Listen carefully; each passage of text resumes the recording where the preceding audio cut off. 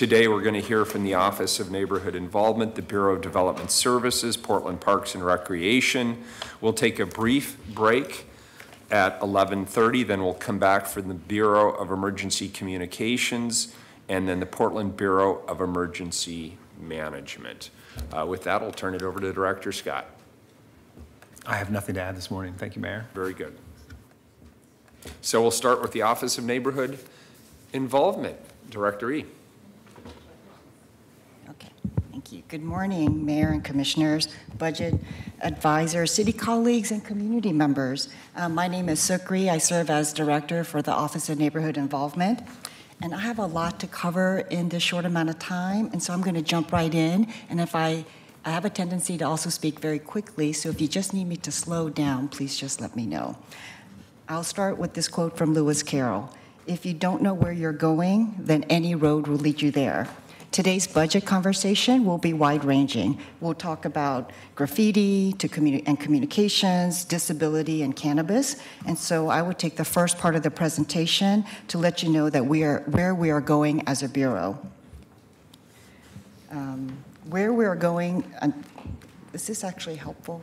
Okay. Where we're going as a bureau is actually best represented by ONE's long-term goals. And by sharing these goals, I hope to answer many of the questions about alignment with the mayor and council priorities and the risks and core investments needed to achieve equitable outcomes.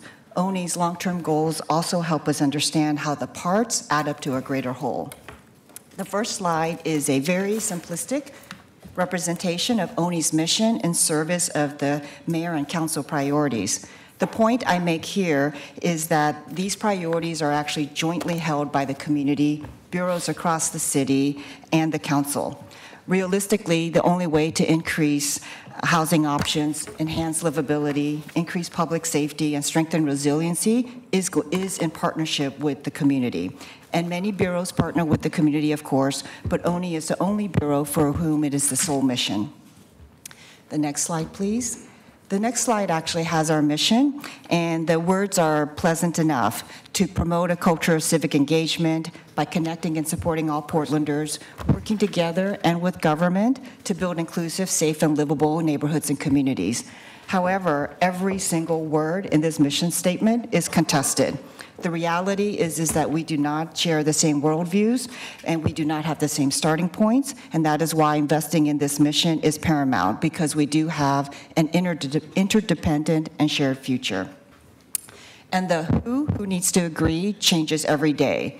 The majority of Oregonians in 2016 were born outside of the state. Millennials outnumbered baby boomers in America as of 2015, and the generation behind the millennials, our children in kindergarten and elementary school today, have been majority minority since 2014. So we are rich in our diversity, and we are experiencing the forces of urbanization. So many people embrace these changes, and some others feel like it is too much, too fast. And it's not just about density or skylines.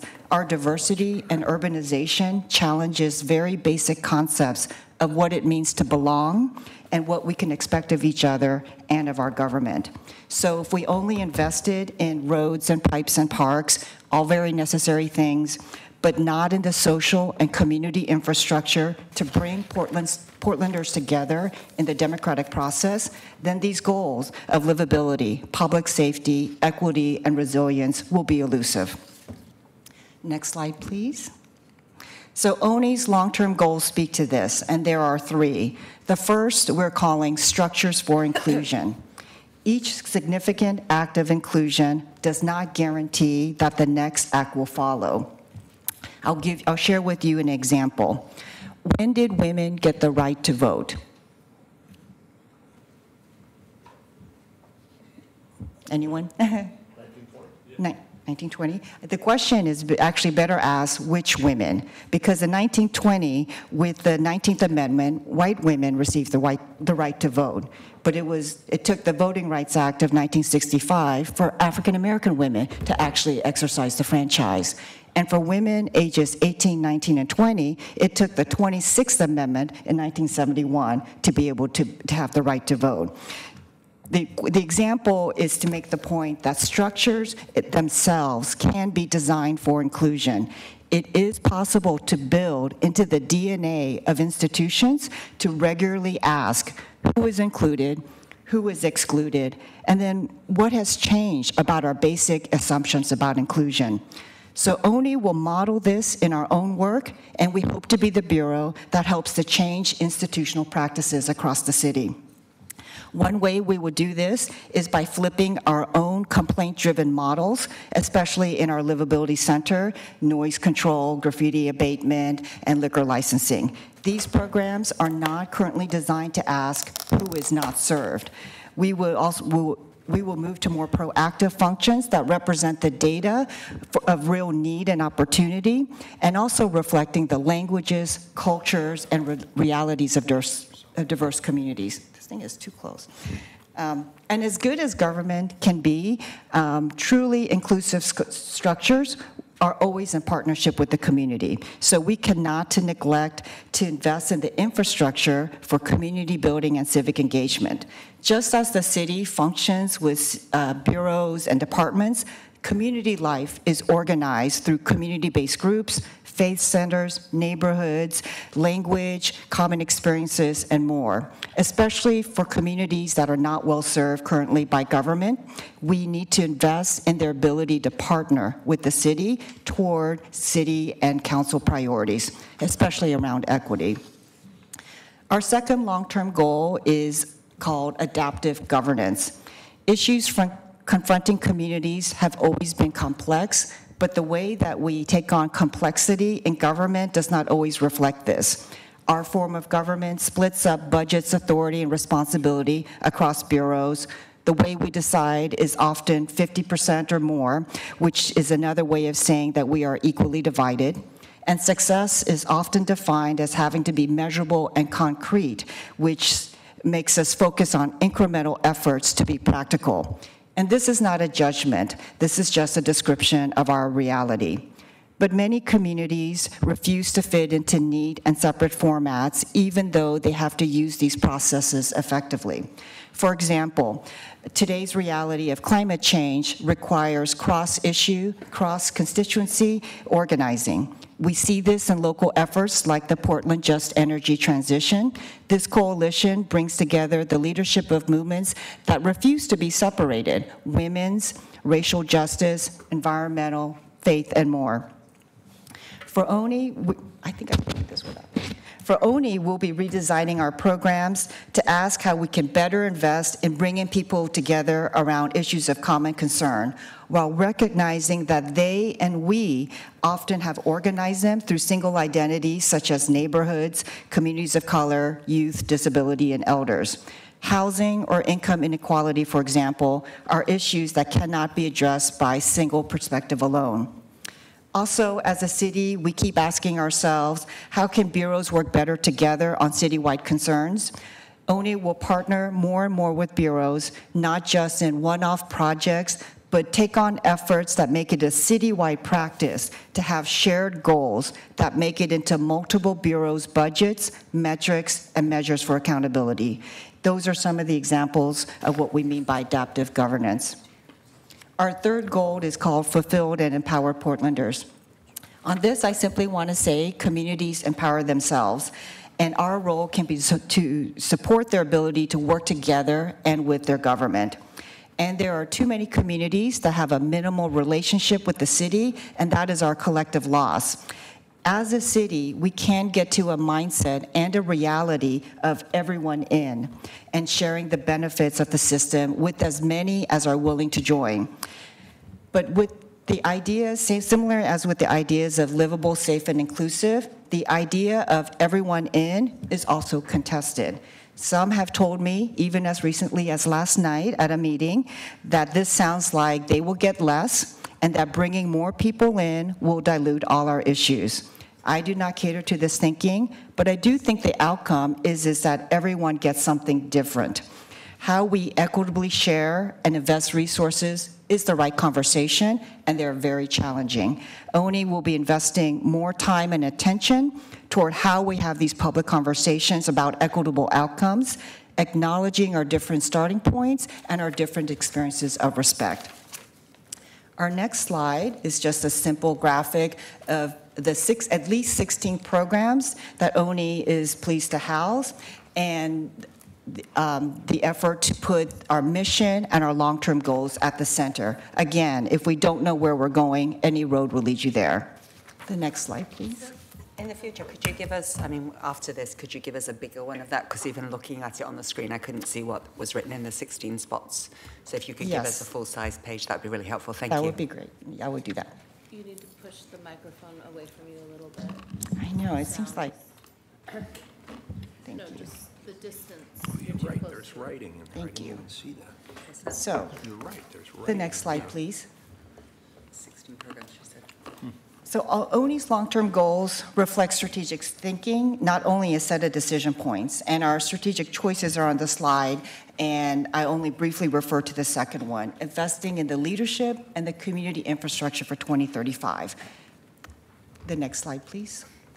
I'm not going to speak to the metrics, but the metrics, the Bureau-wide metrics are listed here. We also have metrics for every program, but Bureau-wide metrics help us tell a bigger story for our collective efforts. The next slide. This brings us to our priority for decision packages, and there are two for ongoing support, strategic communications and East Portland. I am not in this prepared presentation speaking to our reduction packages. I hope that the budget summary has presented our rationale fairly, and I'm happy to answer any questions about our budget cut recommendations in the question and answer sessions. Strategic communications. This request addresses so many areas of ONI's ability to deliver equitable outcomes. It addresses also two of ONI's greatest risks. The first risk is not examining the assumptions and evidence informing our work, and the second risk is our inability to effectively communicate with the community as it is now and the emerging majority that is already here. So strategic communications for ONI is not just about news releases, Willamette Week, websites, or Twitter. For ONI, it will be examining the assumptions that inform our efforts as we reach new audiences that may or may not share our same worldviews and assumptions. For example, this generation of youth leaders, the ones that just marched on City Hall on Wednesday to protest gun violence, is the first to have grown up with mass shootings, and also with concepts like trauma-informed, transgender, social media, and legal recreational cannabis. Their assumptions, ways of communicating and relating to government are shaped by forces different than many others. I am so excited to learn from their leadership. They are now or soon will be our leaders, voters, employees, employers, entrepreneurs, and future city council candidates. I use the example of youth, but you could tell a similar story for non-English speakers, people who have moved to Oregon from a different part of the country, elders, people with disabilities, long-timers, and others. There are many, many equity dimensions. We cannot serve if we do not communicate, and we cannot communicate well with diverse communities if we do not first examine our own assumptions. Strategic communications will have a direct impact on our basic ability to be relevant, and it affects all areas of our programming and administrative functioning. Our second priority is support for East Portland. I do not believe that I need to restate the importance of East Portland for the council or for this audience. In brief, though, East Portland represents 28% of Portland's population and 40% of our kids. East Portland has many, many community strengths, such as their diversity, but they have more than their fair share of challenges, including more than 50% being rent burdened. This request represents ongoing and one-time support. The first investment is in the people who do the work of engaging 179,000 East Portlanders. Our East Portland neighborhood office functions today with only part-time staffing, totaling only 2.275 FTE. They accomplish a tremendous amount, but I have to say this is simply wrong. Our request brings the staffing to 4 full-time positions. It realigns existing general fund dollars to make the director and the program specialist full-time, and there is a request for ongoing support to increase the community information outreach staff position to full-time and add another full-time specialist. The second investment for East Portland is to keep East Portland Neighborhood Office housed. We will have to move out, but not at our own initiative. We will be losing our lease for very good reasons, and we are currently involved in a facility search for our team at the Kelly Building, and so we know that in East Portland, you can reasonably expect to invest up to $20 per square foot for office and community space. This amounts to $56,000, although there is an error in the budget and it is only showing $28,000. The $28,000 was our first estimate. The current leaseholder is the Portland Water Bureau, and they will need to charge market rate rent, and their projection was $28,000 for the coming year. But investing in East Portland is not just paying for rent. This is an opportunity to create a true community asset. It would be investing in the community infrastructure that serves, again, 179,000 East Portlanders. The third investment for East Portland is modest program support through one-time funds. Of course, we need people to do the work, but the community also needs resources to fuel their community-led efforts. That one-time support is requested at $40,368. An additional priority that is important to note is to staff at 1.0 FTE, the advisory boards and commissions work that the City Council passed through Resolution 37328 just recently in November. That resolution brings important and overdue reforms to our city's advisory bodies. ONI was named as the lead agency to implement those changes, and we were instructed to ask for this position and funding support in the budget process. We also have, the next slide, please, priorities for our one-time ask, resources to invest in efficiencies to achieve long-term savings. These two asks are for the Disability Program Equity Indicators Data Collection Project and the database projects. Around the Disability Program Equity Indicators data collection work, the local data on people with disabilities is very inconsistent or non-existent, out of date, or not disaggregated. But on average, about 15 to 20% of the population will be persons with disabilities, and they are members of every age group, every racial and ethnic group, and every socioeconomic group. As council receives budget presentations in the coming weeks, it might be instructive to ask bureaus whether they can identify who they serve disaggregated by disability. Note if they can, and if they can disaggregate with other identities, and how this information has helped them engage this population. We would use these funds to partner with a community-based organization or researcher to examine and compile data around communities with disability with an emphasis on equity and community engagement rather than just service provision. And we would hope to gather and share this data across bureaus and across the region with other community organizations. Our second one-time ask is to invest in our database. We have 2 technology projects that affect nearly all areas of Bureau functioning. The first is online payments. I won't go too much into this except to say I recently bought a box of cookies on a street corner from a Girl Scout with a credit card and a square.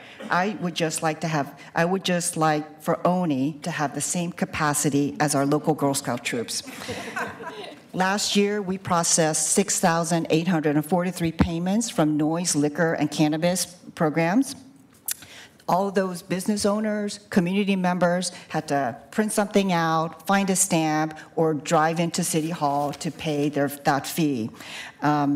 We will always have in-person options, and there will always be need for cash handling for programs such as cannabis. But that percentage, for example, the cannabis needs is less than 10% of our total transactions. Regarding our ONI database, we have reached the limits of our homegrown database. These funds will go right back to the city, to Bureau of Technology Services, to purchase their services for business need assessment with all our teams and to determine whether our system can take us any further.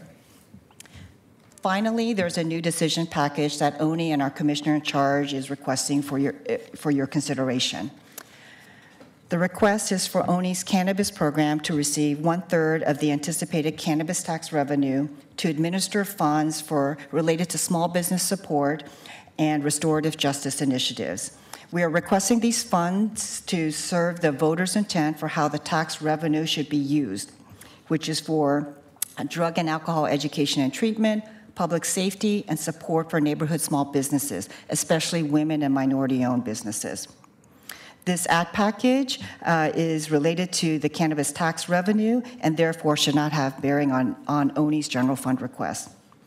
Per the current code, oversight of the total tax cannabis revenue will remain with the Budget Office and Revenue, but we feel that the responsibility for administering these funds would be better housed in a bureau. We thank the efforts of the staff of Commissioner Fritz and Udaley for managing this work this previous year, but moving forward, these efforts might be better housed in a bureau. The Cannabis Program is the obvious home and administrator for such a task in light of ONI's reimagined goals, but also cannabis has a new vision for itself that includes being informed continually by regulation and public safety, but also focusing on equity and community involvement and supporting locally owned sustainable cannabis businesses. The program also can and should serve as the hub for cannabis policy. The program already engages the industry, including minority cannabis business owners, and has a mechanism for policy oversight through the Cannabis Policy Oversight Team, and already advises legislative policies with the Office of Government Affairs. We already have working relationships with other bureaus, and we would welcome a relationship with Prosper Portland to support small businesses. And there is a future expectation that there will be council work sessions annually to discuss allocations per the code, and the Cannabis Program would expect to be included in this meeting. So these are our long-term goals. This is the general direction for ONI as a bureau moving forward. These are our priority asks for one-time and ongoing support. And now I would love to answer any questions you may have. Commissioner Saltzman. Oh, thanks. Could you discuss the rationale for the Elders in Action cut? Mm-hmm. We talked about the need to build more inclusive structures, and we also, in our long-term goals, and we, ONI as a bureau takes the responsibility for not better integrating the thinking and the needs of elders into our programming holistically. As a cut recommendation, we also looked at when you ask a bureau like ONI that is not robustly funded and have one-person programs and yet has a very big mission, it's like asking someone who has, whether they would like to cut out sleep or work or exercise or friendship or food in their day. And so it is not an easy recommendation. But this program has the fewest interdependencies with the other areas of our work, and it has the least impact on our staffing, and staffing is an important consideration for ONI moving forward in its ability to meet all of the aspects of our mission. So it is also we'd also like to question the assumption whether $160,000 in general is enough to fund elder services for the entire city. We believe that at this point, it is at the end of a 10-year contracting period. It is the right time to take a pause, re-examine our own assumptions about how we can serve this population, and what is the level of resources that need to be invested, and what is the model that we need for going forward. So if I could dive in on that, Commissioner. yes, it's a good time at the end of the contract. However, getting rid of the money means that we don't have the funding anywhere in the city. So I will be advocating for, if we're going to reevaluate the contract, that's fine. But we're supposed to be an age-friendly city. We already underinvest in that program. So I think the appropriate thing to do would be to keep the money in ongoing funding and have that discussion about where does it live, rather than cutting it. If I could just piggyback on that in the context of graffiti. My assumption, based on reading the analysis of the CBO, is that it is not that ONI feels like city graffiti abatement is not a worthwhile endeavor that should be pursued through the Office of Neighborhood Involvement. That's correct? I mean, you think ONI should be doing this work, right? ONI should and could, but there are other models that we could explore. And if you would like for me to share with you what some of them are. For example, the city of Baltimore does graffiti abatement through their sanitation program, in a program that's very similar to Metro's regional illegal dumping program. Then they also pick up dumped items. The city of Seattle does it through public utilities. San Francisco's program is also through public works. San Diego's program is through streets. There are many models. Rob, if I could just jump in then.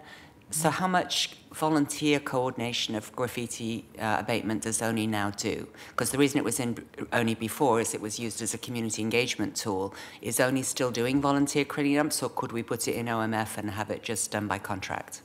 ONI does, as again, there are many models you can use to address this. That could be also multi-bureau partnerships. Currently, we have contractor services, and we also use our FTE for community cleanups using volunteer support. So as a percentage of the FTE, I would have to get back to you on the exact percentage. But of course, if the graffiti abatement program is housed within ONI, we will also help to ensure that it creates a culture of civic engagement and engages volunteer efforts. Yeah, if you could give us a report on the past year, how many cleanups have been done involving community members versus contracted, that would be helpful. Yes. Yeah, just to piggyback on that, I'm a co-chair of the Safety and Livability Committee in the Northwest District Association, and I have participated myself on cleanups related to graffiti in the past, and I worry that moving it into one of these other models could end up with a, a result that lessens civic engagement and community engagement related to cleanup activities, which is a way to get people in the door and thinking about their neighborhoods in a way that encourages participation. It's also a lot easier than pulling ivy, I would have to say, because it stays away a bit longer, at least you hope it does. I have a question. You mentioned about East Portland and the Water Bureau property. Do the folks in East Portland want to move from the current location? It was not something that we initiated, but as the opportunity has been raised, it has led us to consider maybe longer organizational development and community ideas. And so the facility itself, first of all, we really appreciate the Water Bureau's support of actually it's East Portland Neighbors, which is a nonprofit that has invited East Portland Neighborhood Office to be a guest in that facility. But the facility is not ideal. It is unreinforced masonry, and the layout is not quite office or community center. So if we can imagine a better space for community engagement support, long term, this opportunity has raised that question for us that actually are probably better locations to pursue long term. Well, I will be looking for East Portland's input on that. I mean, because the other option is having the general fund buy the building from the Water Bureau rather than paying $50,000 a year, which very quickly, I believe, would buy it. The Water Bureau has been very generous in thinking of options and being creative with us. Without speaking for them, one of the options they have considered for that site is actually to get rid of it. It is not necessarily the best building to keep investing in. There's deferred maintenance issues, and as a site, it may not be structurally the most sound property. Another question. Sorry, we'll get to Frida, then back to Dan. We're going to stay on East Portland and the allocation. The auditors did a report which shows how EPNO is grossly underfunded. Yes. And I know the CBO is not necessarily recommending the additional funds. Should you not get the additional funds, what are your plans to equalize the funding? So we've already had this conversation with the cohort of neighborhood coalition directors and chairs, and our best case scenario is the one that we're recommending in our budget proposal. And if that is not received favorably, then the coalition directors and ONI, we're prepared to have the conversation about funding equity. So, but first things first, we need to share with you what we think are the right and better investments, and make that case, but the coalition directors and ONI are prepared to have that funding equity conversation. Well, you've had the funding equity conversation, what, has it been almost 2 years that that audit report was done? I know it was in the last year's budget regarding this issue. Have you considered, I'm on a school board, so I've been on for years, and one of they did when they equalized funding in the state was to take a few years so that like PPS and Park Rose, who were highly funded above David Douglas, things equalized. We weren't given any more money necessarily, but you equalized, and took a year or two to do it. I think your discussions have gone on long enough, and that the idea should be to equalize. So this year, a small portion would shift. Next year, another portion, until it was fully equalized, because the budget is limited, and though the best case scenario for the other coalitions is to have additional funding for EPNO, I don't think it changes. What the issue is right here is that most of the population has shifted to East Portland in the last 10 years, but everyone's ignored the funding regarding that. And had they did the shifting over as the population shifted, there wouldn't be this gross inequity right now. Agreed. I appreciate your comments, and I do agree that the conversation has gone on for too long. But I would say that in having this conversation now under my tenure, we're adding a couple more things. The first is that we actually need to talk about equity, to what end and to what outcomes, and that's why our long-term goals has been really important, to set the stage of not just equity on paper, but really to what end. I also want to add another layer of thinking to the equity conversation going forward, and it's not just everyone knows equity is not necessarily equal. Where there's need and opportunity and underinvestment, sometimes you have to overinvest. I think that concept also needs to be brought to this conversation. So it's not just about everyone getting per capita funding per head, but really we need to examine chronic long-term underinvestment, and in some cases we need to make the case for overinvestment where we've historically neglected to do so. So.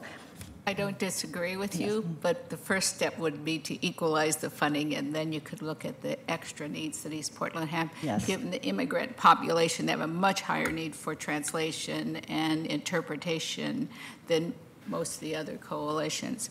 So to me, equalizing, then you add. But you've got to get equal before, you're not going to jump from being grossly underfunded to suddenly giving extra in one big step. At least I don't see that happening in a budget process. Yes. And because of limited funds. That is very welcome feedback. Very good. Commissioner Saltzman? I realize this isn't part of the general fund, but the Cannabis Regulatory Program, so there is a small business supports aspect of that.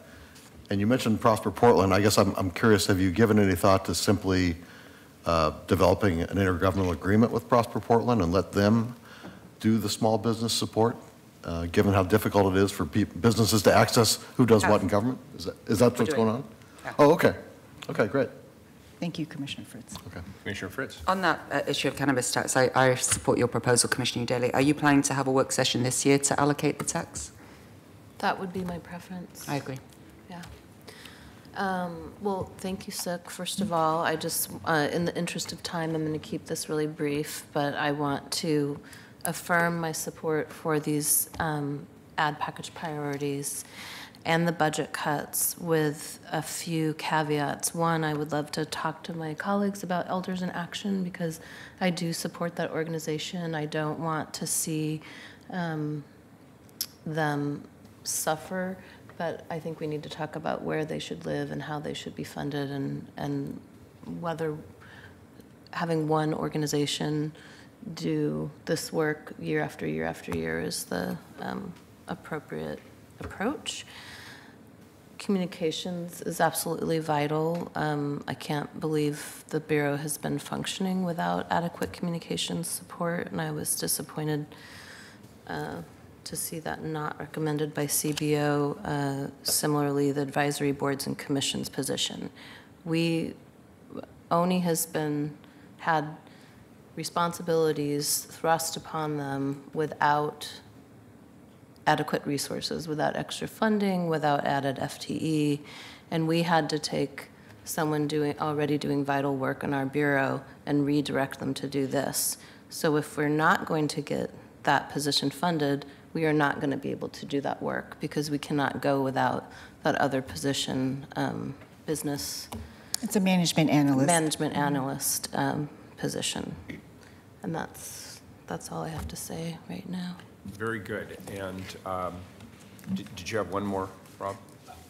Just real quickly, I'm intrigued by the idea of having a sort of broader conversation about how graffiti abatement can be undertaken by places. I understand that other bureaus don't even abate on their own property, so I'm hoping that that might be a sort of a very small part of the citywide conversations that are taking place. Because if we're going to be doing it, if we're engaging citizens to do it, it seems like a little bit hypocritical for bureaus not to be doing it on their own property. Yeah, I agree that we could use a much more holistic approach because, as you know, we're not allowed to clean up graffiti on certain types of property. So, yeah. Very good.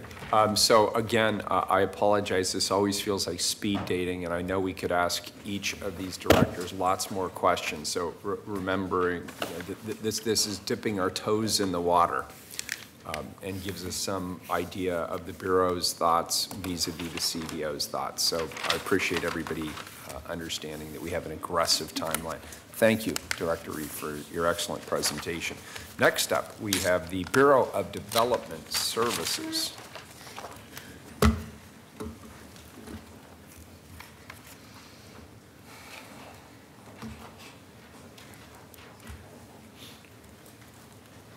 And we're a little over, so any director who can save a little time, that's always helpful. Gets a cookie. We'll save you time. We'll be fast. Rebecca Esheim. You don't have to, but it's helpful if you can. Ours is pretty straightforward. I'm Rebecca Esheim, the Director of the Bureau of Development Services. With me today is Elshad Hajiev, our Senior Business Operations Manager, and Kyle O'Brien, the Budget and Finance Manager at BDS. We've had a lot of changes in the last year at BDS, but our mission remains the same. For promoting safety, livability, economic vitality through efficient and collaborative application of building development codes. Just a quick budget overview. Our focus in addressing the mayor's priorities is increasing housing options and enhancing livability, as well as addressing customer and community needs in several ways. Those include filling staff vacancies and adding positions through the spring bump, reorganizing the Bureau to include developing new programs as well as increased timeliness of our services, and moving forward with the electronic plan review and our technology project.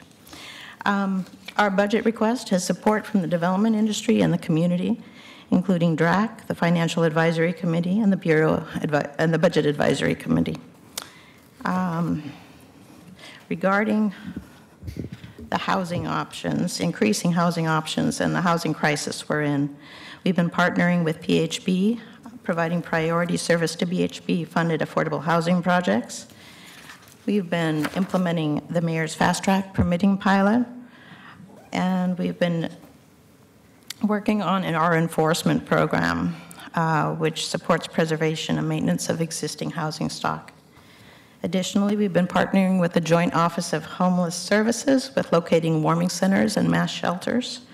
And we've been working with Commissioner Udaley and the directors of the bureaus that have SDCs to bring a proposal to you this spring related to SDC waivers for ADUs intended to help increase the supply of rental units. Regarding livability and enhancing livability in the city. We administer the building code program, which attempts to provide safe living space for people. The number of permits that we saw in 2016 and 17 was 13,013. 54% of those were issued same day, over the counter. Land use services also addresses livability. The main purpose of many of our zoning code regulations relate to livability. And then there's the enforcement program, responding to zombie houses, which have been a big problem around the city, impacting livability, as well as illegal camping. 10 foreclosure sale properties with approximately $737,000 in revenue generated to the city across all bureaus. We also administer what's called the EdPEP program, which is extremely distressed properties enforcement program, which deals with abatement and demolition of properties with chronic nuisances and housing conditions that create risks of fire and public health hazards. In 2016 and 17, we inspected 5,080 housing units and derelict buildings. The enhanced rental inspections program also helps with livability around the city. Inspections of additional rental units at sites where violations are chronically found. And we're also developing a new program that's going to assist people around the city who find themselves in a violation situation where they've done work without permit to legalize the work that's been done. Another program relates to equity in our services as well as our work internally. We have a 5-year racial equity plan that we're implementing. We've got a lot of momentum and energy in the Bureau around this and have done a lot of equity training related to gender equity as well as equitable hiring practices. The enforcement program also has a strong equity component. We also do residential permit night, which provides services to homeowners who can't make it downtown to work with us during the regular business hours, and we serve about 30 to 40 customers each week. We're also developing a small business liaison program, which will be targeted toward women and minorities.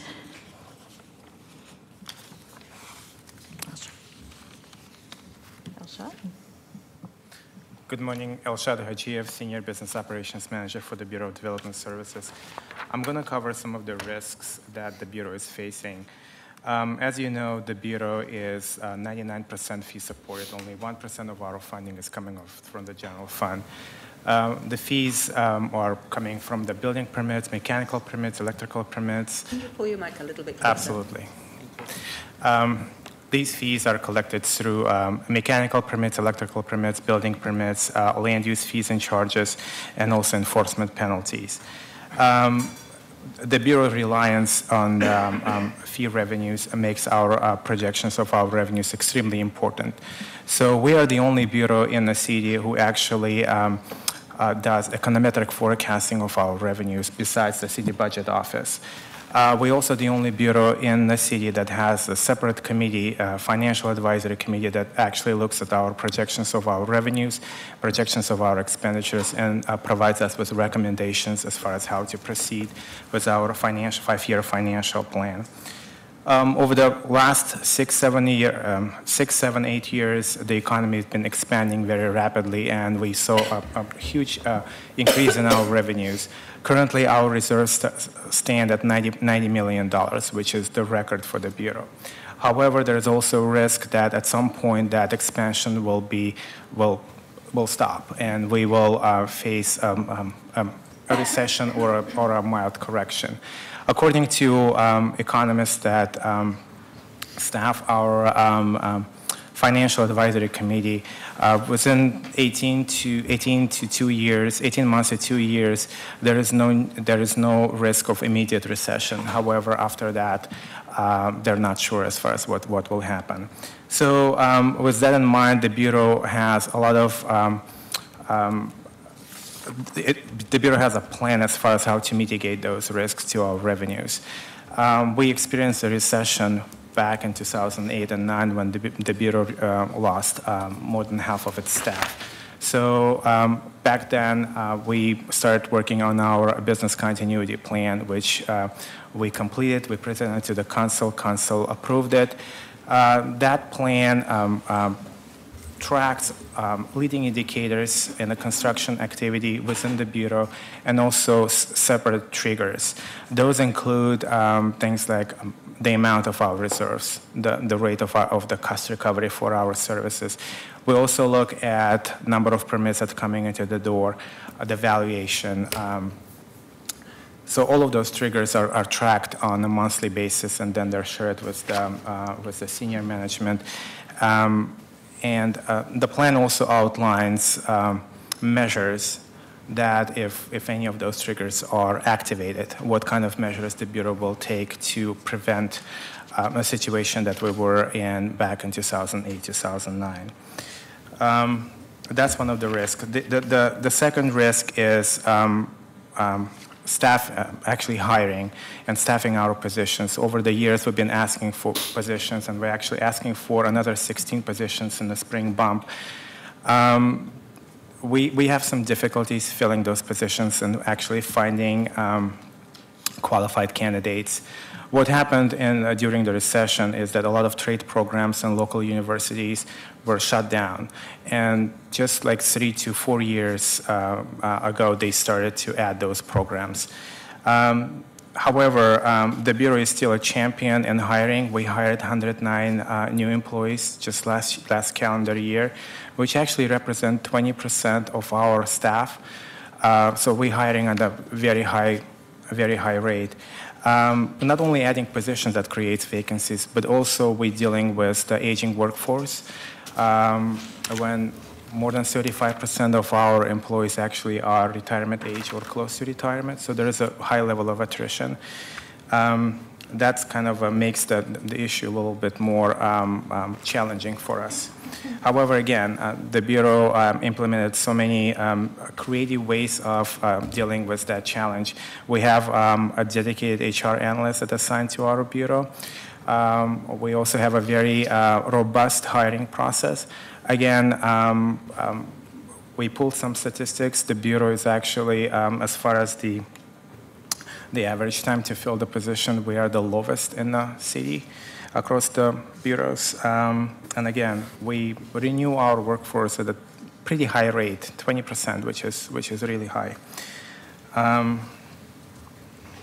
Again, we also have different staffing contracts with agencies where we bring temporary employees to help us deal with the workload and with our timelines.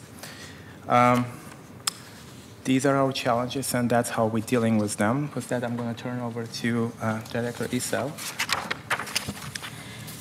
So last April, we had a GATOR process, which stands for Government Accountability, Transparency, and Results, and looked at the fees associated with development as well as the timelines.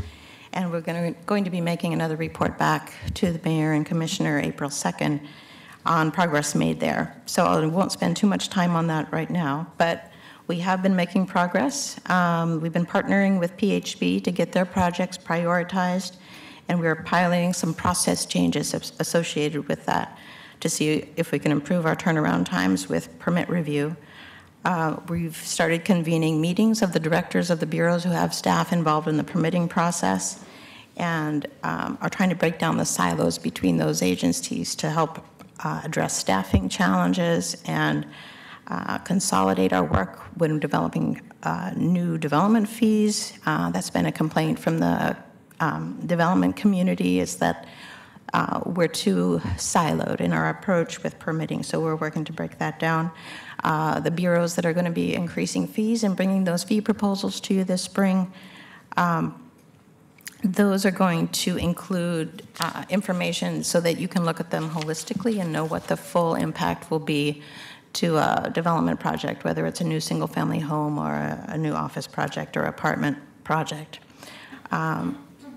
We are also working on improving timelines as far as wait times in the Development Services Center. generated over 40 ideas from staff, both in our bureau and our interagency partners, and are working on prioritizing those and implementing them. We're also working on POPS, which is our technology project. It's going to allow us to do electronic plan review, which will increase our efficiency as well as be a lot more convenient for our customers, that they don't have to drive downtown to submit plans. They'll also be able to make their payments for these permits online and not have to make a trip downtown. And it will improve access to information by the community about development projects in their neighborhoods. That concludes our presentation. If you have any questions for us.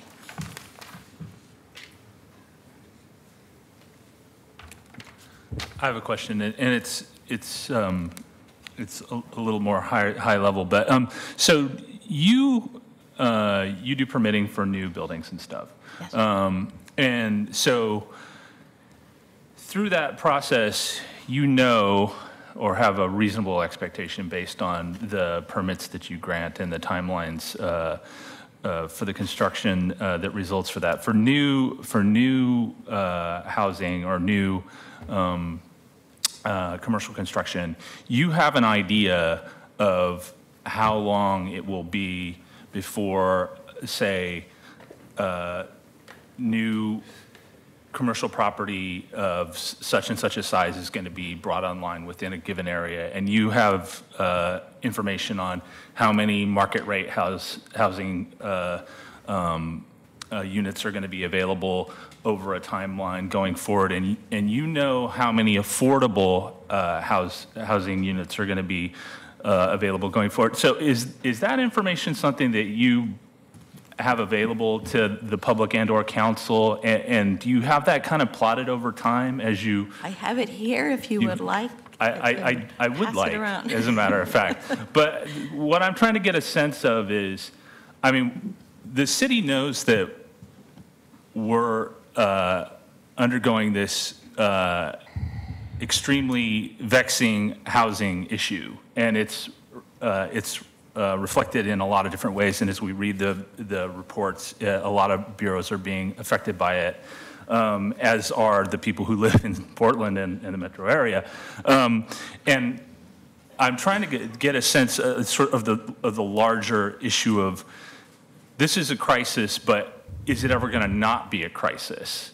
And for us to make that transition, I mean, at some point, a crisis becomes the new normal. And I'm going to be talking about this again, as you might expect when we're in the context of other bureaus. But you guys are in a position to sort of see what the future looks like. I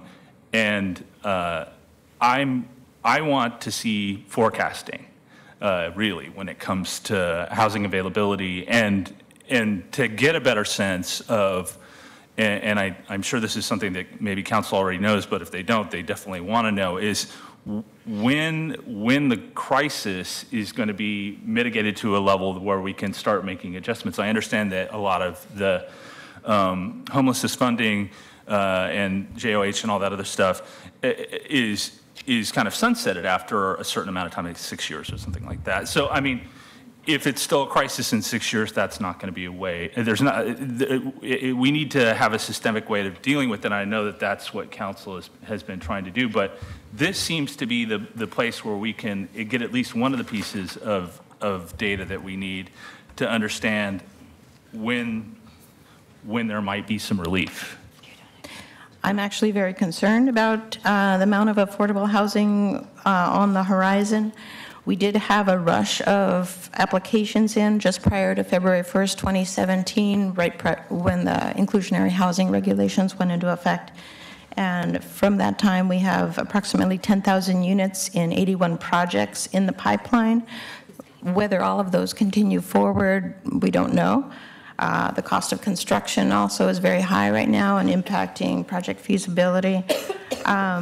Since February 1, 2017, when those regulations went into effect, we've only had approximately 17 projects in that are subject to inclusionary housing. Also, we've seen a drop-off in land use reviews and early assistance appointments and pre-application conferences, which are the front end of the pipeline, the canary in the coal mine, so to speak. And we're seeing a drop-off there. So I'm concerned about how those regulations are calibrated and if they need to be relooked at sooner rather than later. Tyler Bump from the Bureau of Planning and Sustainability produced a report in February of this year looking back.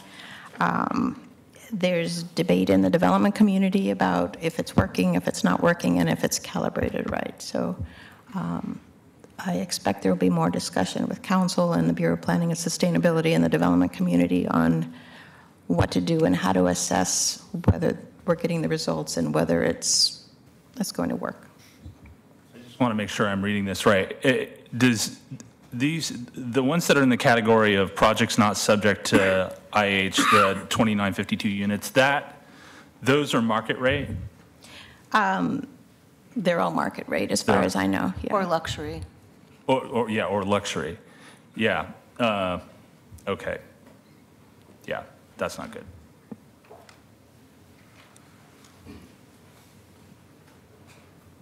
Just a quick question, your staffing needs, it sounds like you're having a real challenge with staffing, and I noticed in the report you talk about collaborating with community colleges.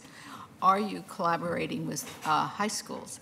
I know at David Douglas, we're starting a new construction program next year, and it seems like from our experience with training and trying to direct kids into fields is getting them earlier and explaining the wide range. And I doubt if getting into doing the permitting for the city is in that curriculum. I really do. It's more about electrical, plumbing. But it's just a suggestion to make sure that's put in the curriculum so they can start thinking about it early on, because not everyone wants to be out in the cold all the time. And it might help with your staffing needs. It's more of a long-range thing than a short-range, but we're finding with our teaching shortage of teachers of color, we're starting quite young and getting them into programs to get them to consider being a teacher. So the same thing might happen by starting much younger. Thank you for that. That's also on my list to do this year. To get out to schools and talk to kids about, especially students of color, about career opportunities with us in our harder to fill career paths, both building inspectors and plans examiners. We're having a really difficult time finding qualified applicants, and I know we need to start young before even we want to partner with the colleges, but also get out to the high schools. Thank you. We're also working on an internal career ladder. I mean, I don't want to go too deep into this because it's not relevant to the budget conversation right now, as well as I'm in the early stages of working with BHR, talking to BHR about a continuing education pilot program for our bureau. But I love the idea of going out to schools for sure. Career day. Mayor, just I wanted to echo actually something that Elshad mentioned, and I want to make sure Council's aware of it. And I think that, he talked about the Bureau is in really good financial shape right now, and I think it is, but it won't last forever. And there have been some significant changes. Last year, Council eliminated the general fund support of the land use program, and this year, BDS and the Bureau of Planning and Sustainability came to an agreement to share 35%, am I right, of some fee revenue for some planning positions, which are appropriate, and I think there are good reasons for those decisions. But it does mean that the reserves in the land use program, will drop, very low. And to the extent there's a slowdown, it will put additional pressure on the Bureau. And so I think there were good reasons for those decisions, and it helped us overall in terms of the city budget. I do just want to make sure Council is aware of that. And one of the things we note in here is just to really closely monitor as the future as we go forward, both development activity and the overall size of those reserves in case they do dip into territories that we're uncomfortable with. So. Very good. Frida. One quick question I noticed I had known. With your violators, the fees, the ones that are non-compliance, their penalties, does anyone know what the collection rate is on those penalties? It's actually quite low. The goal of the program is not to penalize, but actually to bring violators to compliance. So a lot of times those fees are actually either waived or if someone doesn't pay, we have chronic violators that keep unpaying and not paying and not paying. So then we assess liens on their properties. So so there are two things there. So first of all, it's really about bringing them to compliance. So sometimes fees are not even charged. When they charged, a lot of times they go into liens. So the payment rate is actually pretty low. It's approximately 15 to 20%. Yeah. We don't want BDS to be another driver of displacement. And what my office found when we looked across the city at where liens were most heavily concentrated, they were in more rapidly gentrifying areas, and they tended to be on lower income residents. So I feel very strongly that we want to help people get into compliance, help them make their homes safe and livable, and help them retain those homes, not to look at it as another revenue stream. I'm fine with that as long as they're bringing it into compliance, but living out in Portland and talking to a lot of residents, we're not seeing a lot of those properties be coming into compliance. So, and sometimes it takes the stick to get someone to do something. I mean, as far as the extreme distressed and zombie houses, we're going hard on those. But I'm talking about people who actually live in their homes, who for whatever reason are struggling, whether they're low income, elderly, disabled, whatever. We don't want to create more hardship for those households. Actually, and I support that part, and with housing and their homeowner repair programs and stuff, because I feel the same way. I'm thinking more the multifamily that are not coming into compliance. Oh, okay. Well, I have my own ideas about what to do about them. I'll save those for later. All right, very good. Okay. Excellent Thank you. presentation, thank you. Thank you. Next up, Portland Parks and Recreation. And we have a little longer for this one. We have Portland Parks and Recreation from 10:30 until 11:30. What is your plan to come every day? Yeah, I was going to say, what is this? You're going to overwhelm us with good news on a daily basis? So I want to know that it's actually 35 past, so we're starting 5 minutes late. We'll try to get us back on time, though. Also, while staff is getting settled, thank you, Council, for your engagement with the Washington Park Plan yesterday. A glorious celebration of one of our gems. And also, I mean, yesterday was the day to thank Emily Roth and the Champions Committee and the community for all of their work. Thanks to Mike Abate as well. It's really exemplified how working with the partners at the Washington Park, you heard from each of them, they each had different viewpoints. Bringing them all together to get that plan done was not insignificant, and thank you, Mike, for your leadership on that. It really exemplifies what we're facing here in Parks. Parks actually is it's community engagement and equity work, but with the staff, facilities, and the enthusiastic participation that is sometimes more challenging in some of the other bureaus.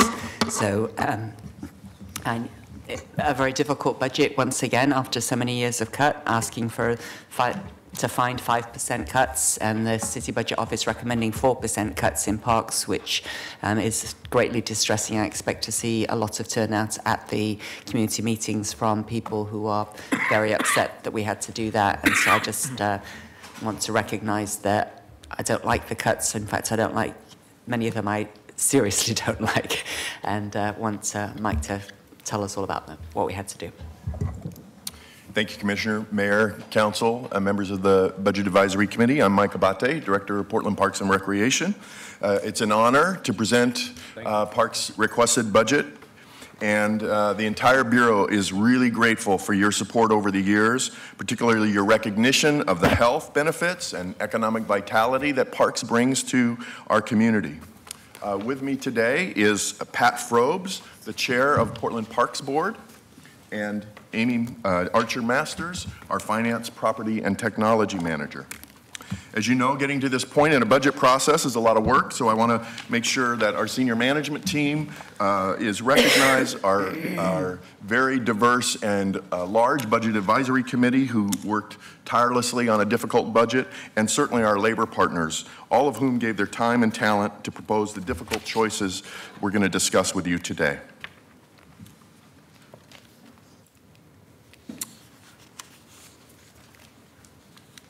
There we go. This slide, so we're on slide two, if you have the handouts, gives you just a snapshot of the size and breadth of your park system. Portland's parks, public places, natural areas, recreational opportunities give life and vibrancy to our city. These essential assets connect people to place, to self, and to others. Portland Park System is about more than just places, though. It's also about programs and people. Portland Parks and Recreation leverages the work with volunteer contributions averaging over the value of 220 FTEs, or somewhere between $5 and $6 million per year. Just a testimony to great community support. Many of the activities that PP&R participates in are very well known and very familiar, but there are a couple of things that you may not know. For example, we have the responsibility for emergency tree management, particularly during weather events, and manage the city's urban forest. We also have responsibility for responding and supporting the life and safety issues through our park rangers, including dealing with homelessness and livability issues. For each of the numbers that you see on the slide there's a base level of operations that must be maintained. The Bureau has an operating budget of about slightly over $150 million, with roughly $60 million of that in general fund. But when you combine that with earned revenue streams and other funds, we employ about 625 full-time employees and almost 3,000 part-time seasonal employees. Thanks to Commissioner Fish's leadership and Commissioner Saltzman before him, Portland Parks and Recreation was awarded the gold medal for best managed parks system in the U.S. in 2011. However, after years of cuts, the city's ability to maintain this level of excellence is in jeopardy. So let's begin with strategic direction and significant issues and how the budget packages relate to that. Portland Parks and Recreation's work continues to focus on advancing the goals of the Parks 2020 vision, which is the foundation of the Bureau's strategic plan for 2017 to 2020, and you each have a copy of that. But the next long-range vision will need to address issues that weren't imagined in the last process. That was 2001 is when the council last adopted the 2020 vision. More on that later. In the meantime, our 3-year strategic plan that you have is guiding our work. Let's talk about some current challenges. Portland's been facing unprecedented growth that has increased demand on our parks and services and amplifies some of the challenges that the city faces, including climate resiliency, achieving a balance between a reliance on fee revenue while also maintaining equitable access and remaining competitive in the marketplace, something we discussed just last week in a kickoff about cost recovery. We also are challenged to develop and maintain solid and reliable assets with an aging infrastructure that requires significant investment. And we're working towards financial sustainability with the fundamental components of developing a financial plan and cost recovery policy update as high priority deliverables to council this year. And finally, I mentioned managing the impacts of houselessness and also geographic and demographic changes in our community. The strategic focus area of the Bureau identifies a wide range of actions that fall into 4 primary areas in the strategic plan. Each is aligned to focus on supporting our mission and advancing Portland Parks and Recreation's new 5-year racial equity plan in each of these 4 areas. The requested budget includes funding requests for the highest priorities that cannot be achieved within existing resources. So the first area of focus in our strategic plan is the stewardship of parkland, natural resources, and the urban forest, with the implementation of practices and systems to improve the maintenance, ecological health, and overall quality of parklands and the urban forest. This chart the graphic, the map you see, is a map of the city, with the darker areas identifying those areas with low income and low tree canopy. This informs the city's tree planting strategy, aiming to promote planting for more equitable access in the lowest income neighborhoods. With climate change upon us, the environmental benefits and resiliency provided by our parks, our natural areas, and our urban tree canopy are critical for all Portlanders. The requested budget includes expansion of the tree permitting program in PK 33 through increased development permit fees to improve service levels and capacity for the permitting and maintenance of the urban forest. This package is responsive to the mayor's initiative to improve the development permit process and timelines by providing additional capacity with 9 additional FTE funded through program revenues. Package PK02 would shift some of the cost of emergency tree removal to other public agencies. Although this has the potential to save general funds, it also relies on the demand that might be created or might not be created by weather emergencies that can be quite inconsistent. Many of the reduction packages we'll touch on later include reductions in the land stewardship division that would impede work in this focus area and the ability to effectively maintain cities' natural assets. So I'm now on slide 7. The second area of focus of the strategic plan is to ensure access to recreation programs for all Portlanders, with a special emphasis on the city's most vulnerable populations. This was an important lens in developing the reductions and resource requests in our budget. Considering closure of any community center is unwelcome, both internally and with the public, particularly when there is a need to expand our offerings to meet the demands of a growing community. However, the closures that are offered in this budget were strategic in order to reduce general fund expense and future maintenance liability by focusing on centers that impacted fewer people and avoided those most vulnerable. We'll revisit this issue later when we discuss the packages that propose closure of the Laurelhurst Dance Studio, Woodstock, Selwood, Fulton, and Hillside community centers. PK 7, 14, 16, and 17. The cost recovery policy update discussion started with council last week is the mechanism by which the city, with input from staff and the public, will identify those services that are most core to subsidize with general funds. The goal is to achieve a successful balance between equitable access and adequate program revenues to support services. Scholarships are a key part of that balance. This chart on the screen documents, and the auditor's recent report shows, the increase in scholarships awarded over the years and the potential demand, and that the potential demand far exceeds the granted amounts shown. Having a fixed scholarship fund would allow the city to offer equal choice to those most in need. Slide 8. During the cost recovery session, council was clear about focusing on core services and ensuring equitable access for recreation services. Our requested budget includes 3 packages that advance this direction. Last year, council discontinued all general fund subsidy for the preschool program and directed parks to implement a full cost recovery program. To accomplish this, preschool fees have been increased up to 49% to eliminate the need for the general fund subsidy. However, when you're approaching 50% in increase in fees, it was clear to us that the market could not also support an even greater increase to help pay for a scholarship program. PK 26 would provide limited resources needed to create a small scholarship fund for preschool for those that need it the most. PK 29 would similarly provide funding for scholarships for all other recreation services. The auditor's recent report stated that council should reconcile its conflicting policy direction that calls for access to recreation activities for all with its budget direction to generate increased revenue through fees. Providing budget directly for scholarships is a critical recommendation in the report and will be addressed by funding the request in PK 29. Package PK 30 updates marketing and communications to effectively engage the diversity of Portland's population in more inclusive and culturally appropriate ways. Marketing is a fundamental component of any business model to generate revenue from its services. In a recent survey, 51% of respondents that did not know about the city's recreation services. Expanding the market could improve our revenue potential.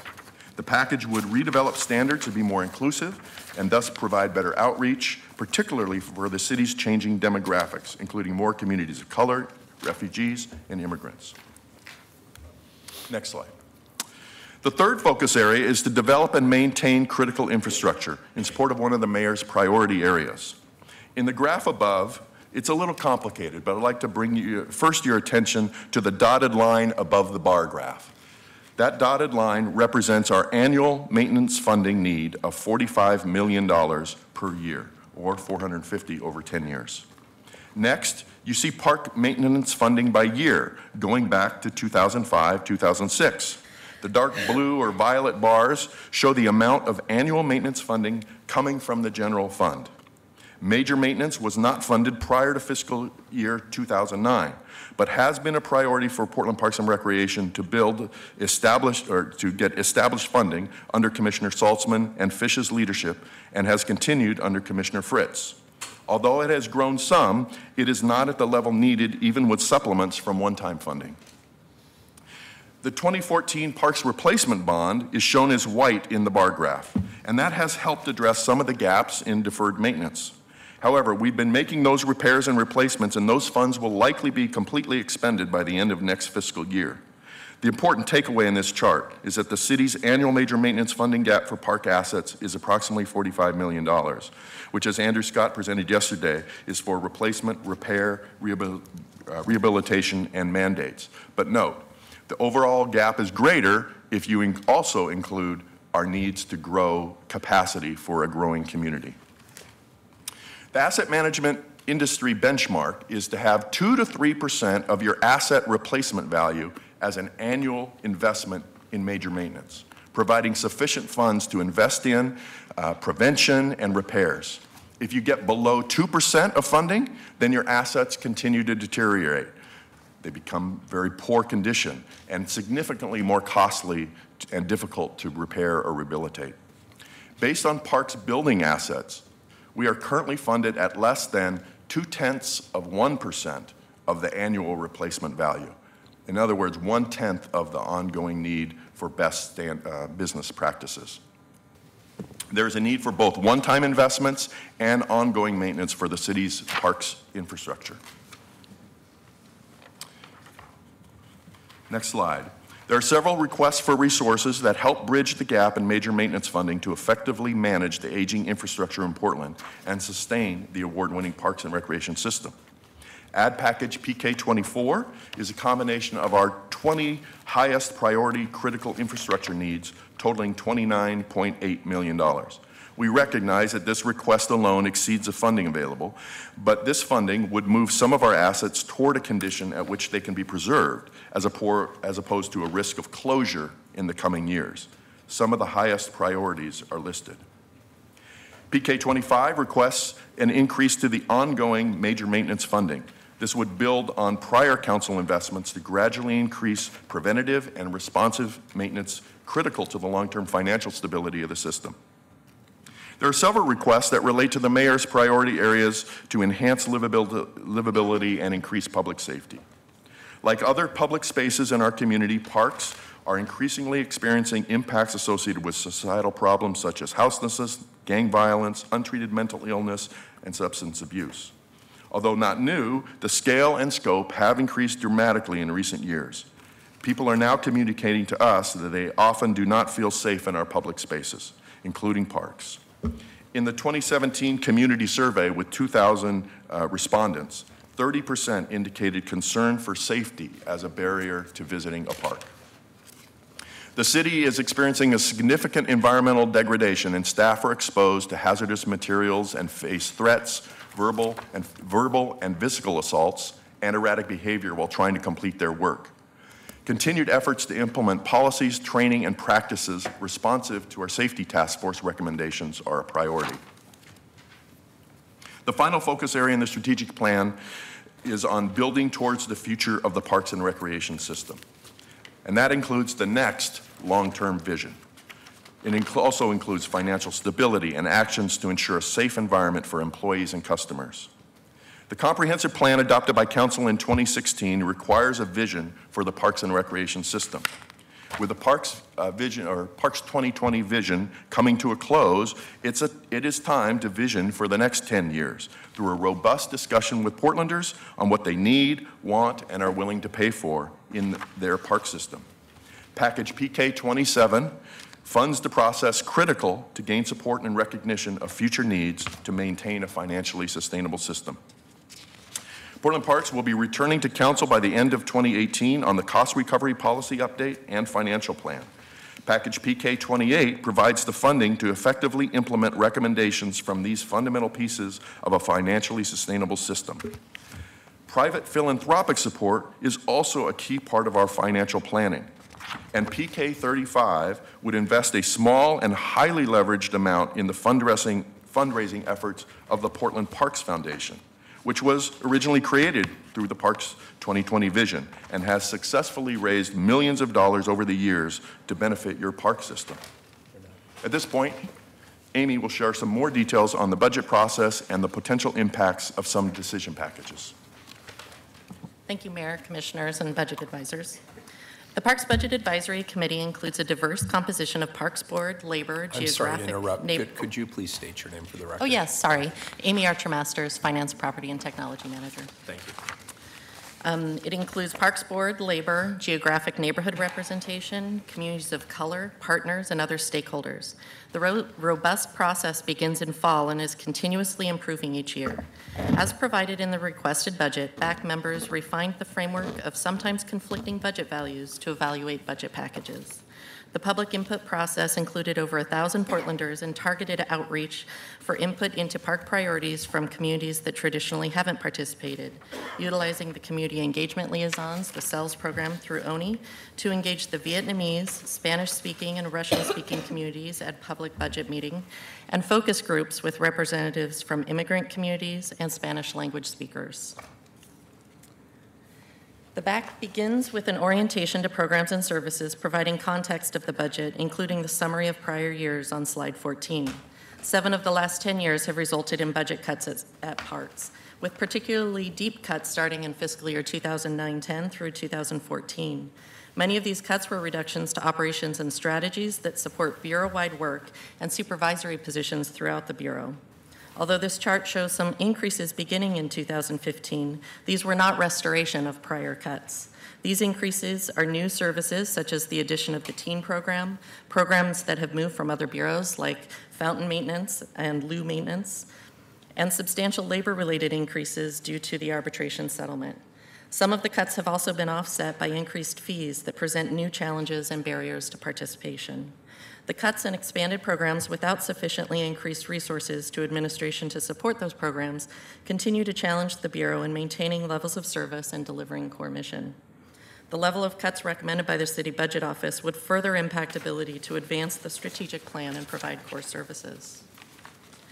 Reduction packages were prioritized by the BAC into 1%, 3%, and 5% cut levels to provide guidance to Council and the budget advisors on which cuts are the most harmful. The BAC strongly opposed any reductions beyond 1% as they compromise the city's parks, public spaces, trails, and community centers. Even these recommended packages on slide 15 have some significant risks from increased utility expenses and the unpredictability of weather due to climate change. Fee increases, as those shown on slide 16, are risky when decisions are made without an updated cost recovery policy that takes into account scholarships and other subsidy to maintain equitable access. The Bureau's reliance on fees through aggressive cost recovery is limiting access to our programs for the city's most vulnerable members and threatens PP&R's ability to stay competitive in the market. Although this is a concern, the BAC could not achieve up to 5% reductions without including packages that increase user fees. These include shifting some parks from free and open access to limit it to those willing and able to pay for parking or use other modes of transportation, and 2 packages that increase fees for users of park facilities, including sports fields, picnic shelters, film permits, community gardens, stadium fields, and other facilities. Together, these significantly increase permit costs above inflation, and without the bridge funding for implementation, prices may be too high for the market to meet revenue targets. There are several packages listed on slide 17 that potentially shift fees to partners and other organizations, including utility costs that require negotiation with partners due to existing agreements, decorative and interactive fountains, and maintenance of the downtown transit mall pods.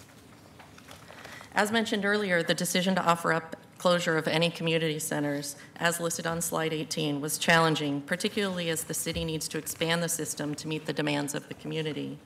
These centers serve as gathering places for neighbors, and Portlanders value the programs and services offered, including robust preschool and after-school programs, dance classes, and spaces for community events. In identifying these potential cuts, the Bureau considered the number of participants, level of service provided through other centers in the impacted areas, liability of the major maintenance at the facilities, and the demographics of the neighborhoods surrounding the centers. Ideally, you would not make cuts until the financial sustainability plan and cost recovery policies are fully developed. But in the interim, the closure of these 4 small community centers with large capital requirements is consistent with moving in a more financially sustainable direction that balances service needs with adequate cost recovery. In all cases, commitments have been made to the public through summer, so bridge funding is needed to ensure appropriate transitions, which has not been recommended by CBO. Without that bridge funding, sudden closures would be highly disruptive to the impacted community members. There are a number of packages listed on slide 19 that make significant reductions to core functions to maintain facilities, parks, and natural areas. Employee surveys document a decrease in morale as these functions have seen repeated cuts and workers are stretched too thin, compromising ability to adequately maintain infrastructure and meet the safety needs of staff.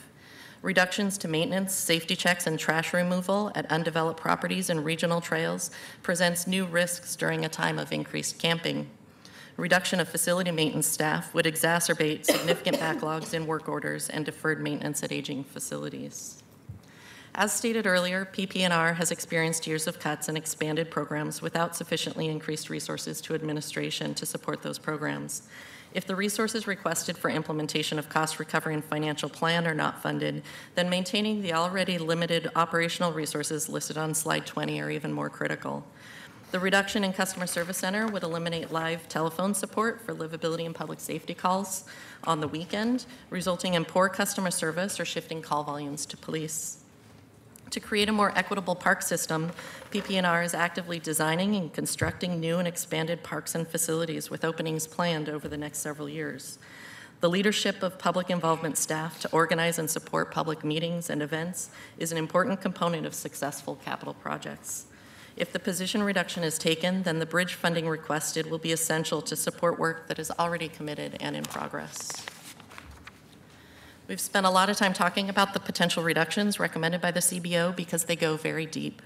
After so many years of reductions, the impacts are significant, and if taken as recommended, your parks and recreation system will further deteriorate, making it harder to sustain. Please consider the impacts of these cuts, particularly as you are not just maintaining the system, but attempting to address inequities that exist. With limited resources, the Bureau ad packages focus on the most effective use of resources to meet the city's priorities. There are a number of packages already discussed that attempt to balance equitable access and financial sustainability as listed on slide 21. Parks has focused on the growth happening in the city and building new parks to meet that demand and keep our city livable. You have good policies in place to secure ongoing operations and maintenance funding for those new parks out of the increased tax base that comes with that growth. Last year, Council did not provide the administrative overhead requested as part of the O&M formula, and directed the Bureau to be specific about administrative needs related to operations and maintenance, which is included in PK 31 this year. Although not supported by the Budget Office, one position for workforce development to deal with personnel management is critical for the volume of work that has grown for a Bureau that has grown by over 50% in recent years. To wrap up my summary, slide 22 includes PK 13 and 37 as examples of investments to support the Mayor's direction for innovation using one-time funds to achieve long-term efficiencies. PK 36 would support resiliency planning with a focus on priorities for multi-purpose community centers, historic buildings, and some neighborhood park structures. To conclude, I'd like to leave you with a few thoughts. First, Portland Parks and Recreation really represents one of the greatest opportunities the city has to achieve greater equity and inclusion for all Portlanders. Second, We're the stewards of 11,000 acres, 1.2 million trees, meaning that we are also key to helping the city protect our environment and address issues of climate change.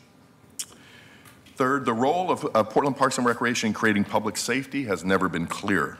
From our programs that give kids positive alternatives to spend their time, to our park rangers to help ensure our public parks are safe places.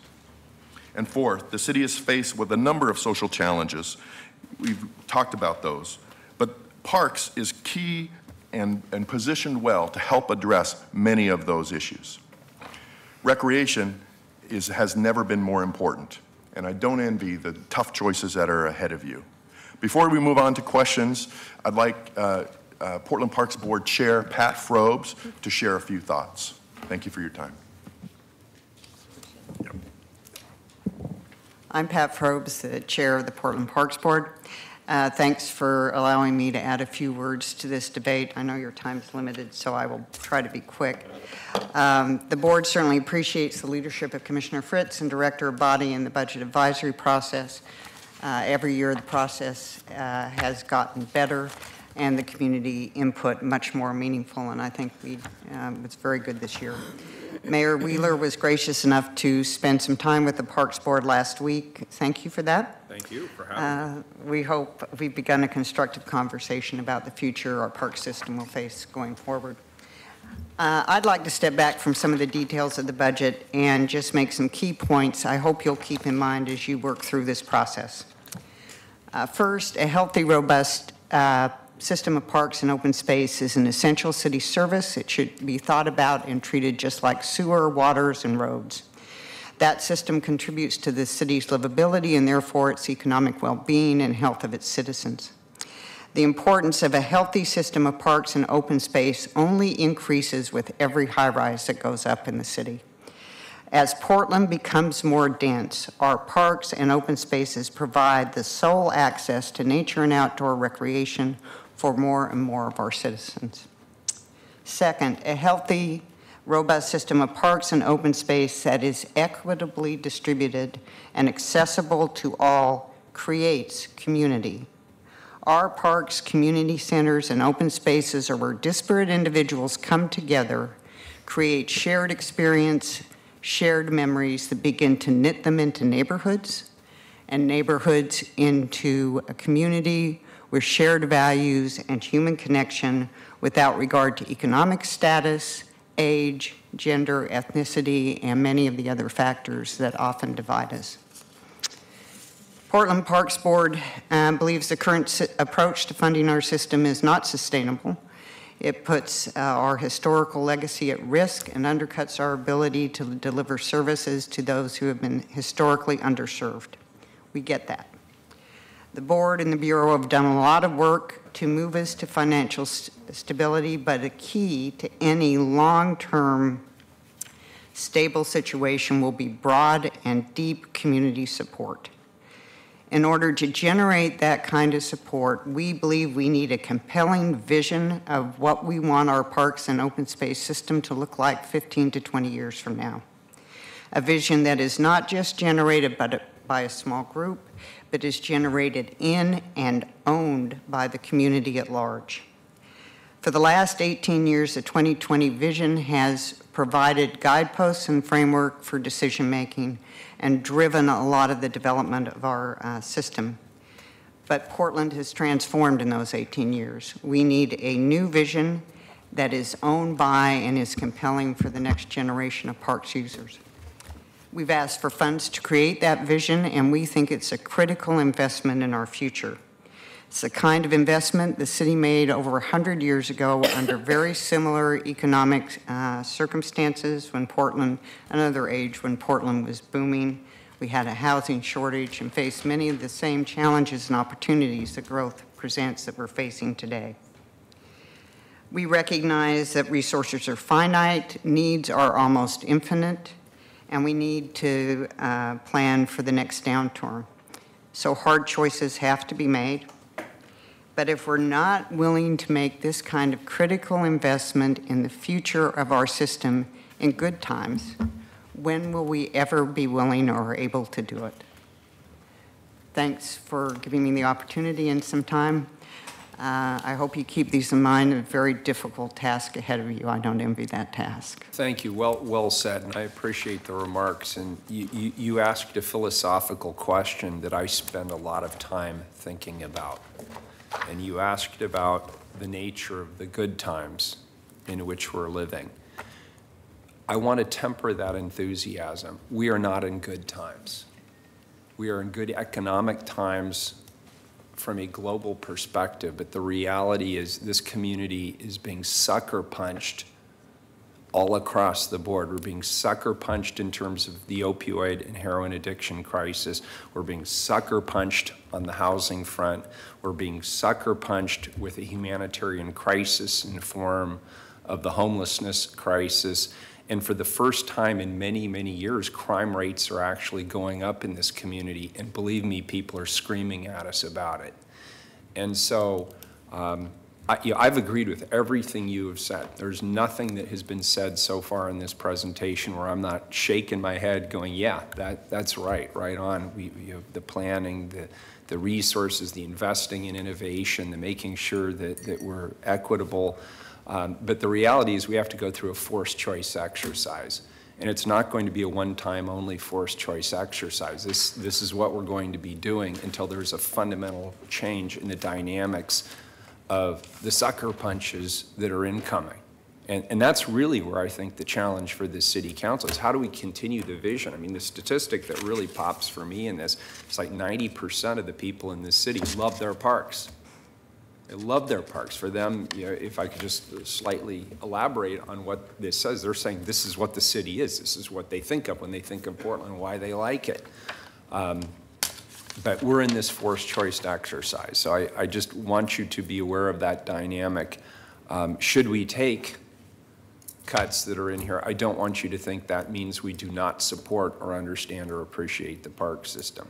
And as Commissioner Fritz laid out right up front, she made it clear she doesn't support any of them. and I just want you to know from the perspective of this council, we hear what you're saying, and you stated it eloquently, but I just have to put a little bit of a different spin on the good times. These are actually the most challenging times I think I've ever lived in.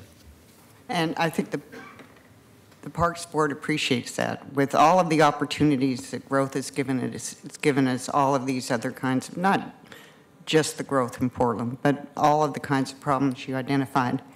And this is a process. I'm not going to concede this year by any stretch. Nor should you. And I hope, and I know you've got a lot of forced choice, very difficult choices to make. But as you make those, my point is, ask yourself the question. Yes, and you're admonishing us, I think, appropriately to think about the long term.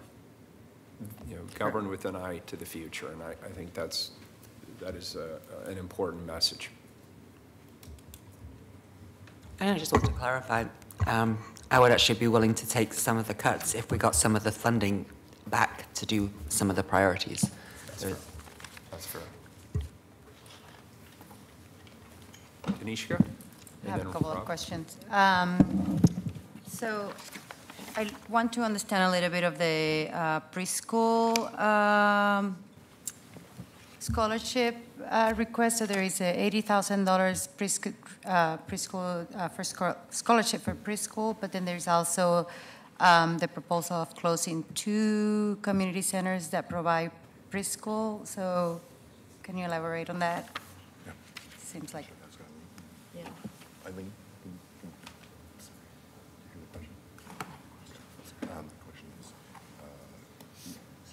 So the question, let me... I can repeat. So yeah, Parks is proposing a request of $80,000 for preschool scholarships. At the same time, cutting 2 or eliminating 2 community centers that provide preschool. So I just want to understand the rationale there. Excuse me. Eileen Argentina, Recreation Services Division Manager. We're trying to solve a challenge that was created last year in the budget process when general fund subsidy for preschool was eliminated, and try to, address council direction that our preschool programs, as long as we have them, that they remain accessible to communities of color and children with disabilities in particular. So that's where that budget ask comes from. As far as how does that square with the community center reductions, I think Mike and Amy did a good job of saying, we're trying to come up with the least awful or the most responsible cuts in a time when, there aren't easy choices to be made. So in looking at our community center system, we looked at what are those centers where if the general fund operation or the general fund support went away and they ceased operating as parks facilities, can we mitigate the harm to the community and especially the most vulnerable communities? So they're not linked in any strategic way. It's more just trying to respond to the direction. And maybe if we, I'll put it this way, if some of the cuts were taken that close a community center, for example, like Sellwood, then obviously if we don't have that program there, we probably we would have no request for scholarships there. So that scholarship fund might go further in the remaining community centers, or it could be reduced. I just need to add to that. Actually, the centers that that are on the list are those that tend to be in more affluent neighborhoods, and so those preschool fees, if collected, would actually help to balance out the entire system. So we've tried to mitigate that through the bridge funding, but we'd have to really reconcile what are the impacts of losing those centers on the entire preschool system once the decisions are made. So Council told us last year to make the whole system cost neutral, and that's what this does. The challenge is if you do that completely, then it prices out a number of people. And the way, both for this scholarship request and for the general scholarship request, what we've been doing always is if there's space in a class, a low-income family gets to ask for it. There isn't a formal scholarship application process. There isn't a mechanism to allow equal choice to people with low incomes compared with those who can get in first. So it's been a very inequitable system. And but that's a system problem, not a funding problem. It is a funding problem because if we were to move to actually letting people in and then foregoing revenue, then we don't have the money to run the program. So I have a follow-up on that one and two more questions. The follow-up is that we just sat for a presentation where they point out that daycare is one of the #1 factors in Portland losing our middle class. So I just want, and I'm going to have to repeat it a couple of times because it's kind of like the thing that scared me the most of all the presentation. So that, and then the next one is, if we remove the invasive species removal, double negative, do we have anyone that could take it? Any environmental group?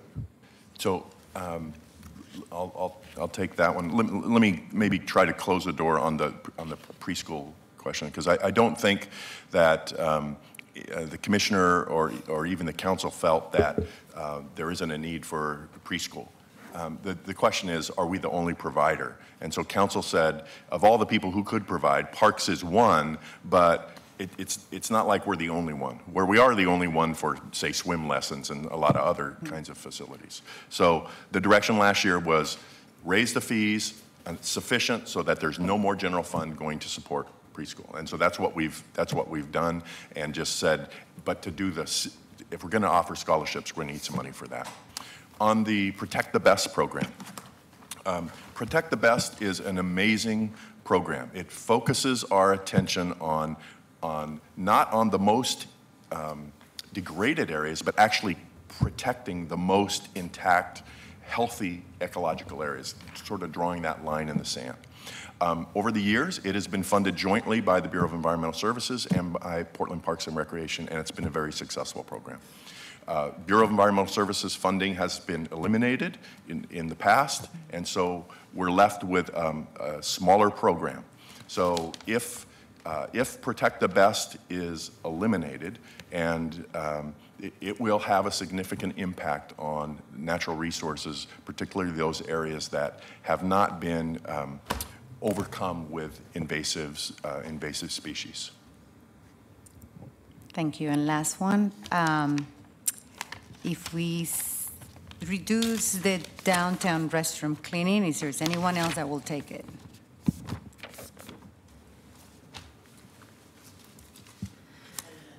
No, the facilities that are cleaned we would continue to maintain. It would just be cutting the resources in half. So we would be doing it half as often as we do now. It would bring it in line with the same level of service that we have in other parts of the city, but because of the demographics and the frequency of use, the customer base downtown, obviously the impact is different. So the change would be felt. Cleaning them once a day instead of twice a day. I have a question, I guess, related to that, which is directed more, I guess, to CBO, which says, by directing the restroom needs of the homeless populations to certain facilities and focusing cleanup services on the highest use Parkland restrooms, CBO believes this reduction could be taken without significantly impacting downtown park users. Do you think at the CBO that we can successfully redirect the homeless population to not use these restrooms as much? So, yeah, there would obviously have to be some strategic direction to focus where certain restrooms would be more frequently cleaned in order for that to be effective. One of the issues that Parks noted in sort of our back and forth response was that restrooms that are in high use are cleaned and then basically used immediately afterwards. And so the effectiveness of that cleaning is really sort of temporary and dependent upon sort of how much use they receive immediately after like that most recent cleaning. And so there's sort of like just an issue of like how frequently do you need to clean the restroom in such a way for it to be usable by large portions of the population. So if I'm hearing you right, it sounds like you're saying that a twice-a-day cleaning is kind of futile potentially because of the high frequency of use, and that reducing it to once a day is an acknowledgement of that? That was one of the things that the Parks Bureau had indicated, that there was challenges in just trying to maintain the level of service at those restrooms. I particularly hate this one. I mean, I think it's been clear in San Diego and elsewhere that public health issues, but we were required to provide this level of cut, and there's been recommendations for a lot of them to be taken. Okay, I also hate this one. So, kids, where are you from? Atkinson. All right. What grade? What grade? Third grade. All right. Welcome. Welcome to Portland City Hall. It's nice to have you all here. Thanks for being here. Wow. Mike, let me jump in. Our wonderful volunteer community members have actually hit 3 of my questions, so thank you for getting those on your list.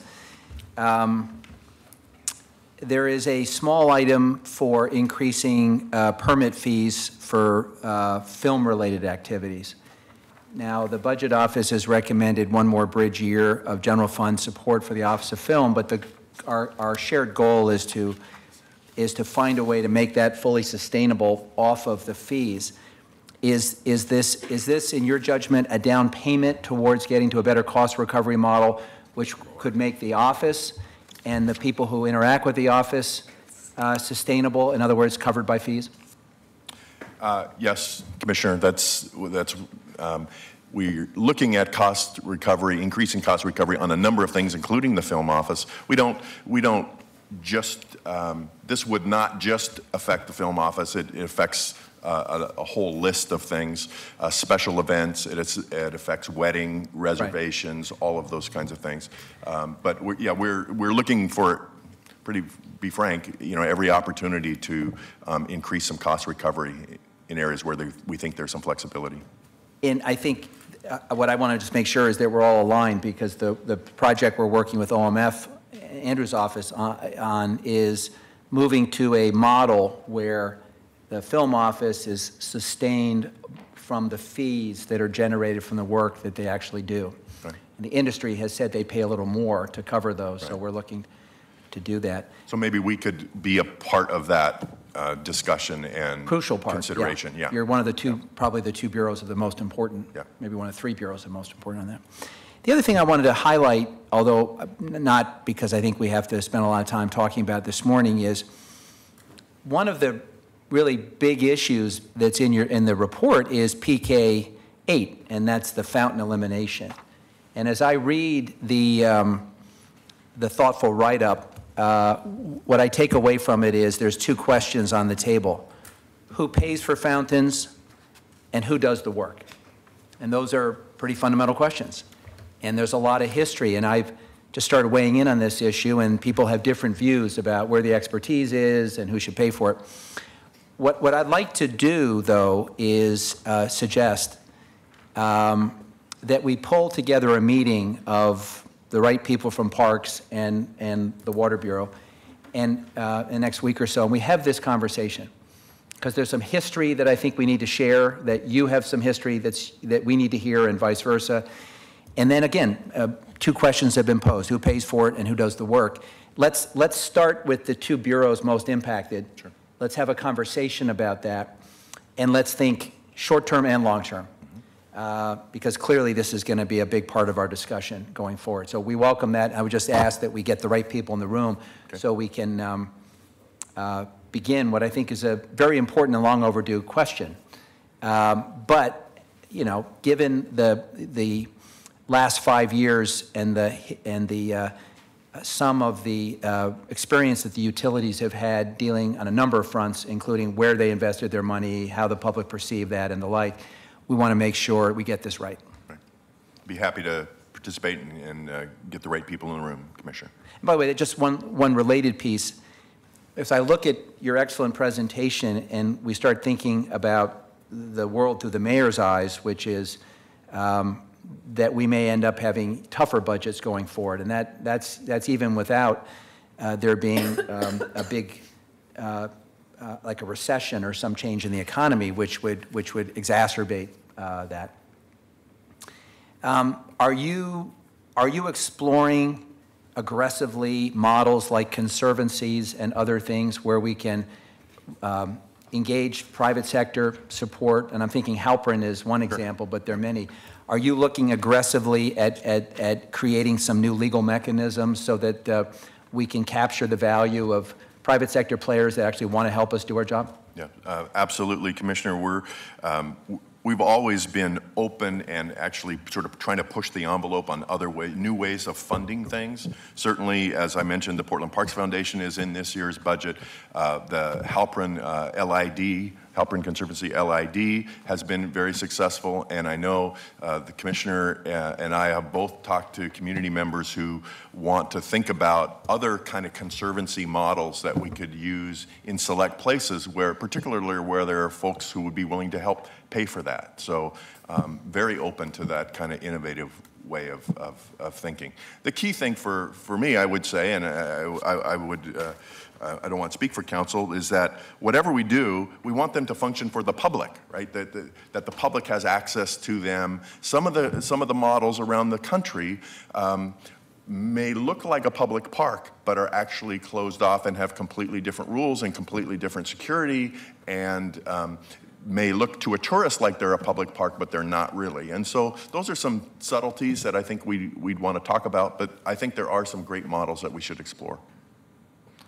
I actually have a follow-up question, related to that, which is for the Hillside Community Center closure that's proposed, because of the ordinance that's in place that it has to be used for park purposes, there's language in the CBO review that suggests that transferring it to a private partner would be necessary. Has a private partner been identified? And I mean, where are you in that process, if so? And if that is going to be the case, that there are going to be guarantees about service delivery that keep it consistent with what's currently in place? I mean, if we transfer it, the city transfer it to a private partner, and it's, as you were saying, its usage is restricted as a result of that, then that's going to be problematic.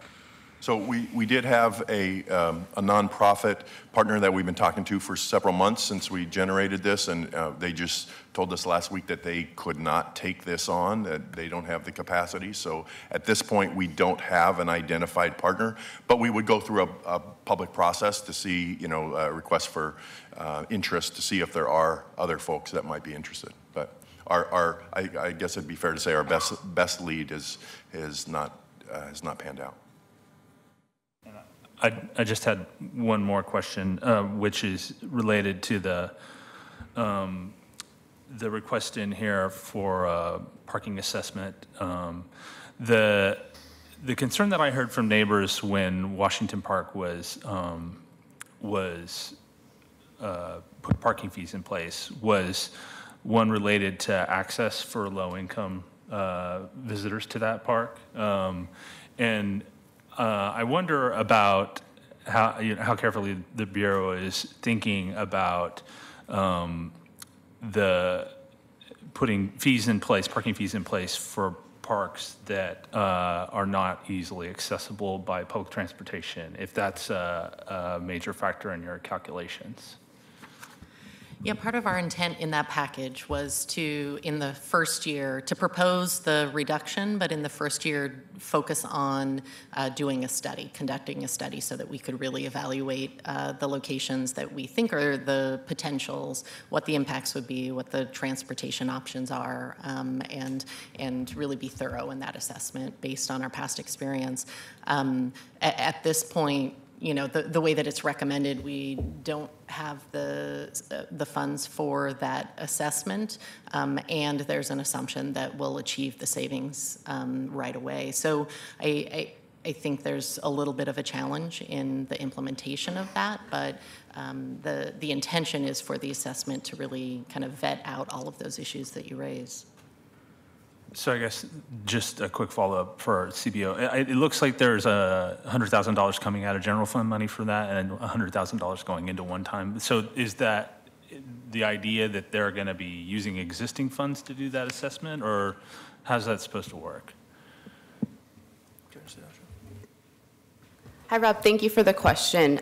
So the rationale for that recommendation is basically the $100,000 would be supplementing revenues that they wouldn't be getting, since revenues are collected on the calendar year cycle rather than fiscal year. And the $50,000 for the study was actually thinking that parks would fund that internally, but out of the idea that there are certain parks that, you know, have the ability to put in parking fees without needing a study, like those, that's an identified need already.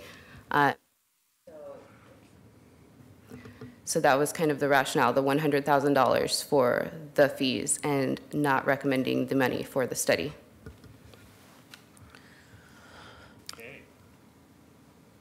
I have a question. So every year, as long as I can remember, at least in recent memory, you propose cutting Selwood, Woodstock, Fulton, and Hillside. And, you know, it stresses out all the people that come to the budget hearings. We don't end up cutting them. So I'd like to ask you for an alternative package that achieves the same 400,000 or so reductions without cutting frontline services. Could you develop that for me? Without cutting any other community Without cutting center? the community centers or frontline services, yeah. No. A roughly $400,000. I don't think it's true, actually, Commissioner, that we haven't put all those community centres on the cut list every year. Well, they were last year, at least. And Some of them were, but not others. well, I would just like to ask for an alternative cut package that achieves the 400 or so $1,000 by not cutting those community centers, but by cutting something that's not a frontline service. So we could tell you what was next on the list that the Budget Committee recommended not to put on the list. Well, I'm really asking the management to show the leadership and do this for me. I will, we will suggest something, but I will say that maintenance of parks is a frontline service.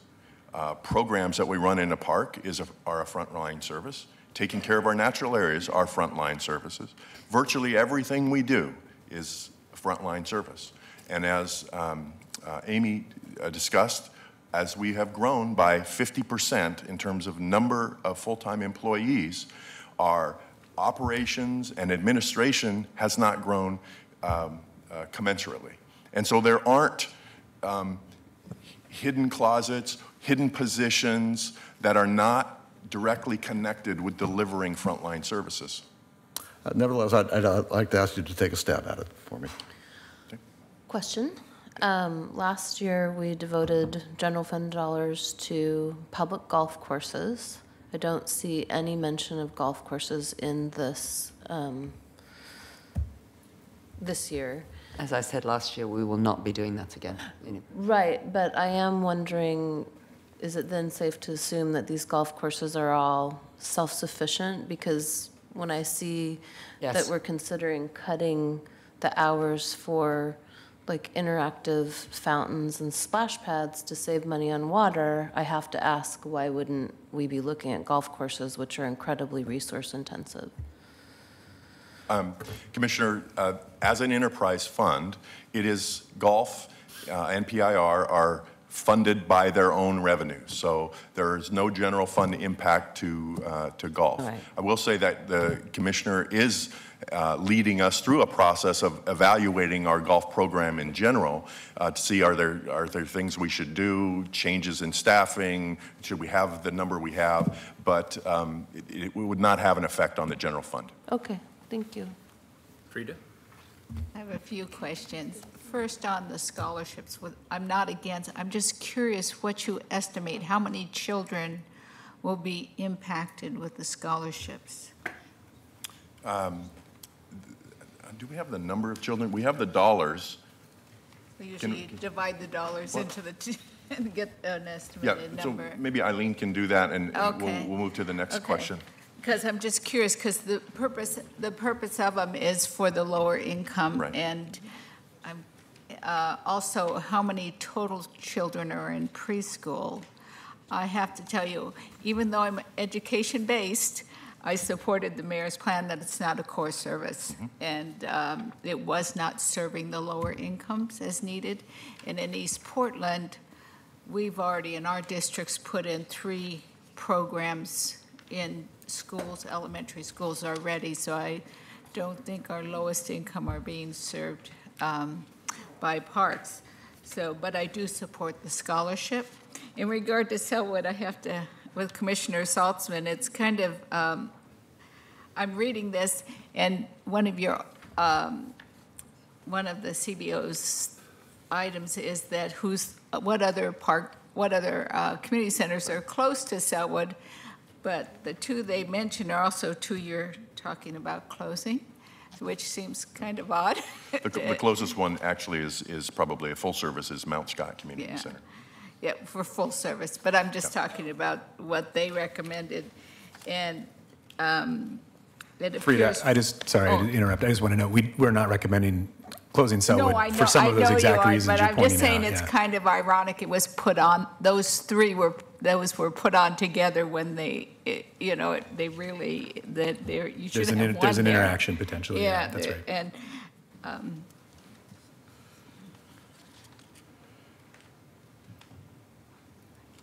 It was 60 out of about 600. 60 scholarships out of 600 students. Yeah, Okay, so it's a pretty small amount. 10%, yeah. Yeah, that's for considering the focus of the program was to help lower income families and stuff. In regard to Fulton Park, it seems like if it hasn't been open and it's been used by someone else, it seems like an illogical cut. So I'm supporting the CBO's office recommendation on that. There's one item, eliminate service to non-core properties. And is that mowing? I was trying to get a sense of when you talk. It's a, Jim, you want to talk? Those are undeveloped properties primarily, so they're properties that likely have growth. I don't know whether there's actual mowing on the properties or if it's just general maintenance. They're parks properties, but they're not developed in any way. So. Okay, well, I'm going to give an example because there's one in East Portland, Gates Park, which isn't developed, doesn't have a master plan, but it's a very big area. Are you considering not mowing? No, and it's not all of them. It's a select few that group. So this is James Allison, our land stewardship manager. Thank you for the question. To clarify, these are parcels that have been acquired over time. There is no, not like Gates Park. There are no plans for these parks. There are no plans for these properties. There are no plans for planning these properties. They've been acquired, sometimes donated, sometimes tax foreclosures. Most of them are in a state where there is not turf grass that needs to be mown. There might be one or two exceptions. Gates property, known as Gates Park, is not on the list. Okay. And then we'll be looking at, can we sell them? Yeah, that's what would be my next thought on that. I know I had another question in here. In regard to the trail cleanup, that was one of the reduction you suggested. It seems like that would have given the problems we've had out on the Springwater Trail, that would have a big impact if that cleanup, or whatever you want to call it, is reduced. Just for a quick context, as was presented in Mike's presentation, we have about 147 developed parks, about 73 natural areas. Our daily work is taking care of things on two fronts. One is what I would call living assets, trees, grass, ornamental plants, the reason people come to parks for that green, that beauty. The second is what I would call clean and safe activities, where a restroom needs to be opened, trash cans need to be emptied, playground equipment needs to be inspected. We have a limited number of people to do that every day across the system. As part of these drastic budget cuts, we needed to look where we could reduce service but not eliminate it in the way that was least impactful to park users. Regional trails provide, unlike a neighborhood park, regional trails provide recreational and transportational opportunities. We felt that if we had to, in a budget cut, we could reduce our inspection of those trails from, some trails get twice, some trails get weekly and some get twice a month. We were, as part of this budget package, cutting that service in half, so we will still be out there. We could still be demand driven, but we can't maintain that level of service and still get to opening restrooms every day, inspecting playgrounds, cleaning garbage cans. So it's to provide a budget cut, we needed to provide this reduction in service at these sites. Okay. So, yeah, but to answer your question, it will have an impact. Yeah, there is a concern out there. I'm going to bring up a concern because of David Douglas. You have a Floyd Light Park. It's hidden. It's up in the trees. There's a real problem with homelessness there. The district's been dealing with the problem for several years. And in fact, one of the principal and custodian's job first thing is the morning to go onto our property, which we've totally cleared to keep them from camping on our property, and pick up needles. And it appears, based on what the neighbors are saying, there's not much done by parks on that park. So how do you pick and choose? Because we have a big problem. Which parks to do that? Yeah, very, very familiar with that site next to East Portland Community Center. Okay. There's a little bit of a discrepancy over whose property is whose. We do inspect that site weekly, the small fir forest between the community center, turf, and the track. But we are there regularly, and Scott Dominy, is our park maintenance supervisor, is in regular touch with the Portland, or the school district folks. Okay, I just get, unfortunately, they don't come here and yell. They come to our school district and yell because they think it's our property. But Oh, no, Frida, they come here too. We get it, believe me. Okay, we're both getting hammered about this one little park. So, anyway, well, thank you. Mike, can I just, and I have to leave in 1 second for a RAC interview, but I think it's worth noting, I hope we do at the beginning of each of these sessions, that the mayor in his budget guidance asked people to identify a 5% cut. And I think that's called modified zero-based budgeting. And I've been on this council long enough, so I can say that when it actually is done right, what it does is it helps decision makers like us understand what your stakeholders believe is core and what is less core. And that, you know, I have 2 children. Don't ask me which one I love more. I get that. We love all our children. We love all of our programs. And I'm going to make, you know, a modest little declaration here that that it is highly unlikely Parks is going to be asked to take many of these cuts when we get our revised end of April forecast. I think we're going to have different numbers. But I will say that it is a very useful exercise for us to hear, you know, every year what's fundamental to what you do. And if you had to go without, you know, what would you go without and why? And unfortunately, we are starting to get all these emails saying, save this, And I think it's just worth reminding people that this is a budget exercise. This is a chance for us to have information we need, because if it's not this year, it could be next year that we have to make some tougher choices, or the year after. But I was listening to your conversation with Frida. Do you have a current list of properties that are likely in the next 5 to 10 years to be surplused? Yes, we do, Commissioner. So could I see that list? Sure. I think that information will be enormously helpful in this parallel effort we're going through about looking at affordable art spaces and thinking about properties that the city owns that may, in the right circumstances, be available to groups that are now feeling priced out in terms of the arts. So if I could, at your leisure, see that list. Yep. And most of them don't have buildings on them, but if you do, so we'll share the whole list. Thank you. Then I'm going to ask that we wrap it up. I think you also have a list of the facilities and properties that are most used by people of color. And if we could see that, that would be great too, because it's one of the priorities of equity and inclusion. Is one of the priorities of the city. I would just say that what we can provide and we have data for is at our community centers. That's right. With voluntary information that people have given us. We really don't for parks because we don't have a way of counting or interviewing, but we'll get you, it's called our PREP data, Parks, Race, and Ethnicity Project. So we'll get you that data.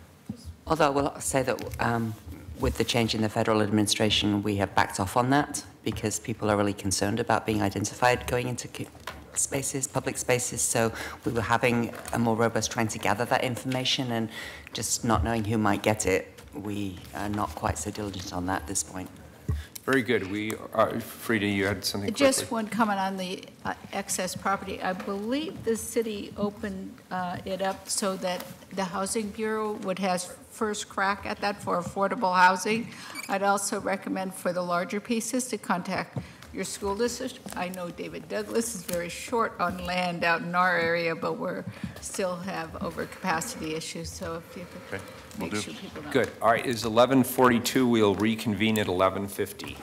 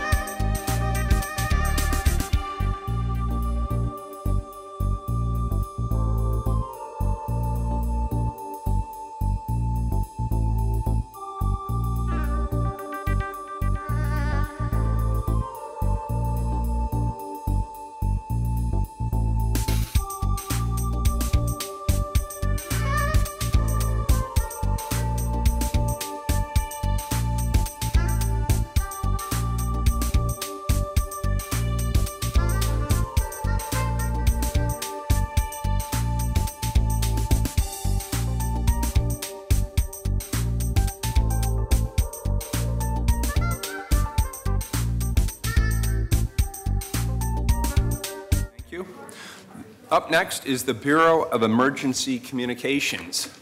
Good afternoon, Director. Good afternoon. Yeah. Interim. Go ahead and start? Yes, please. Before I get started, I do want to introduce our incoming director who's been appointed by the mayor, Bob Causey, who's here to watch today. We don't want to put him on the hot seat. We're not going to put him on the hot seat. I considered it. But, next time, Bob. Definitely next time, Bob. So good morning, Mayor Wheeler and council members. Pleased to be here today and talk to you a little bit about BOEC and about what we've accomplished in this past year, and specifically how those accomplishments have contributed to the mayor's priority areas, specifically relating to increasing public safety. Could you put your name into the record, please? I apologize. Thank you. My name is Lisa St. Helen. I'm the interim director for BOEC. So the contributions that we've made, specifically relating to increasing public safety and in pursuing innovation. Also would like to talk briefly about what we're hoping to accomplish and what our budget requests are this year and how we anticipate utilizing those to do the same. So just quickly to run through some of our accomplishments, I think it should be noted that we worked for quite a while with the CBO's office to reestablish some of our performance standards. Those performance standards that dealt with call taking or call performance were brought into alignment with national standards, and that is what we work towards today. Other performance standards that had to do more with citywide delivery of services. I've worked with the city, with the CBO's office to look at redefining those and making those more citywide performance standards as opposed to performance standards held strictly for BOEC. So we've gotten that work done, and everything that we are doing now, everything that we'll talk about today, leads us back to those goals of meeting those performance standards.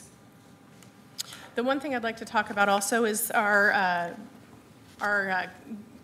really strong efforts this year at pursuing innovation. We took to heart the mayor's recommendation to pursue innovation, and we have done so with, I think, great success and without asking for additional staffing or for additional monies. Two things have come out of that effort. The first was a new scheduling forecasting system. The reason I think this is important to you, Mayor, and to the council members and to the city is that historically we have looked at our call loads and we have taken educated guesses, definitely educated, but they are guesses nonetheless, about how we're going to staff our bureau. We have high call loads at 5 in the afternoon, we have lower call loads at 5 in the morning, and we staff kind of guessing we're going to put 10 folks here and 3 folks here. This scheduling forecasting system allows us to put into it information such as what my desired outcome is. In other words, I want to meet our national standard of answering 95% of our calls within 20 seconds. That's my desired outcome. I can then tell it the information that's already in the system is data pertaining to our actual call loads for every hour of every day.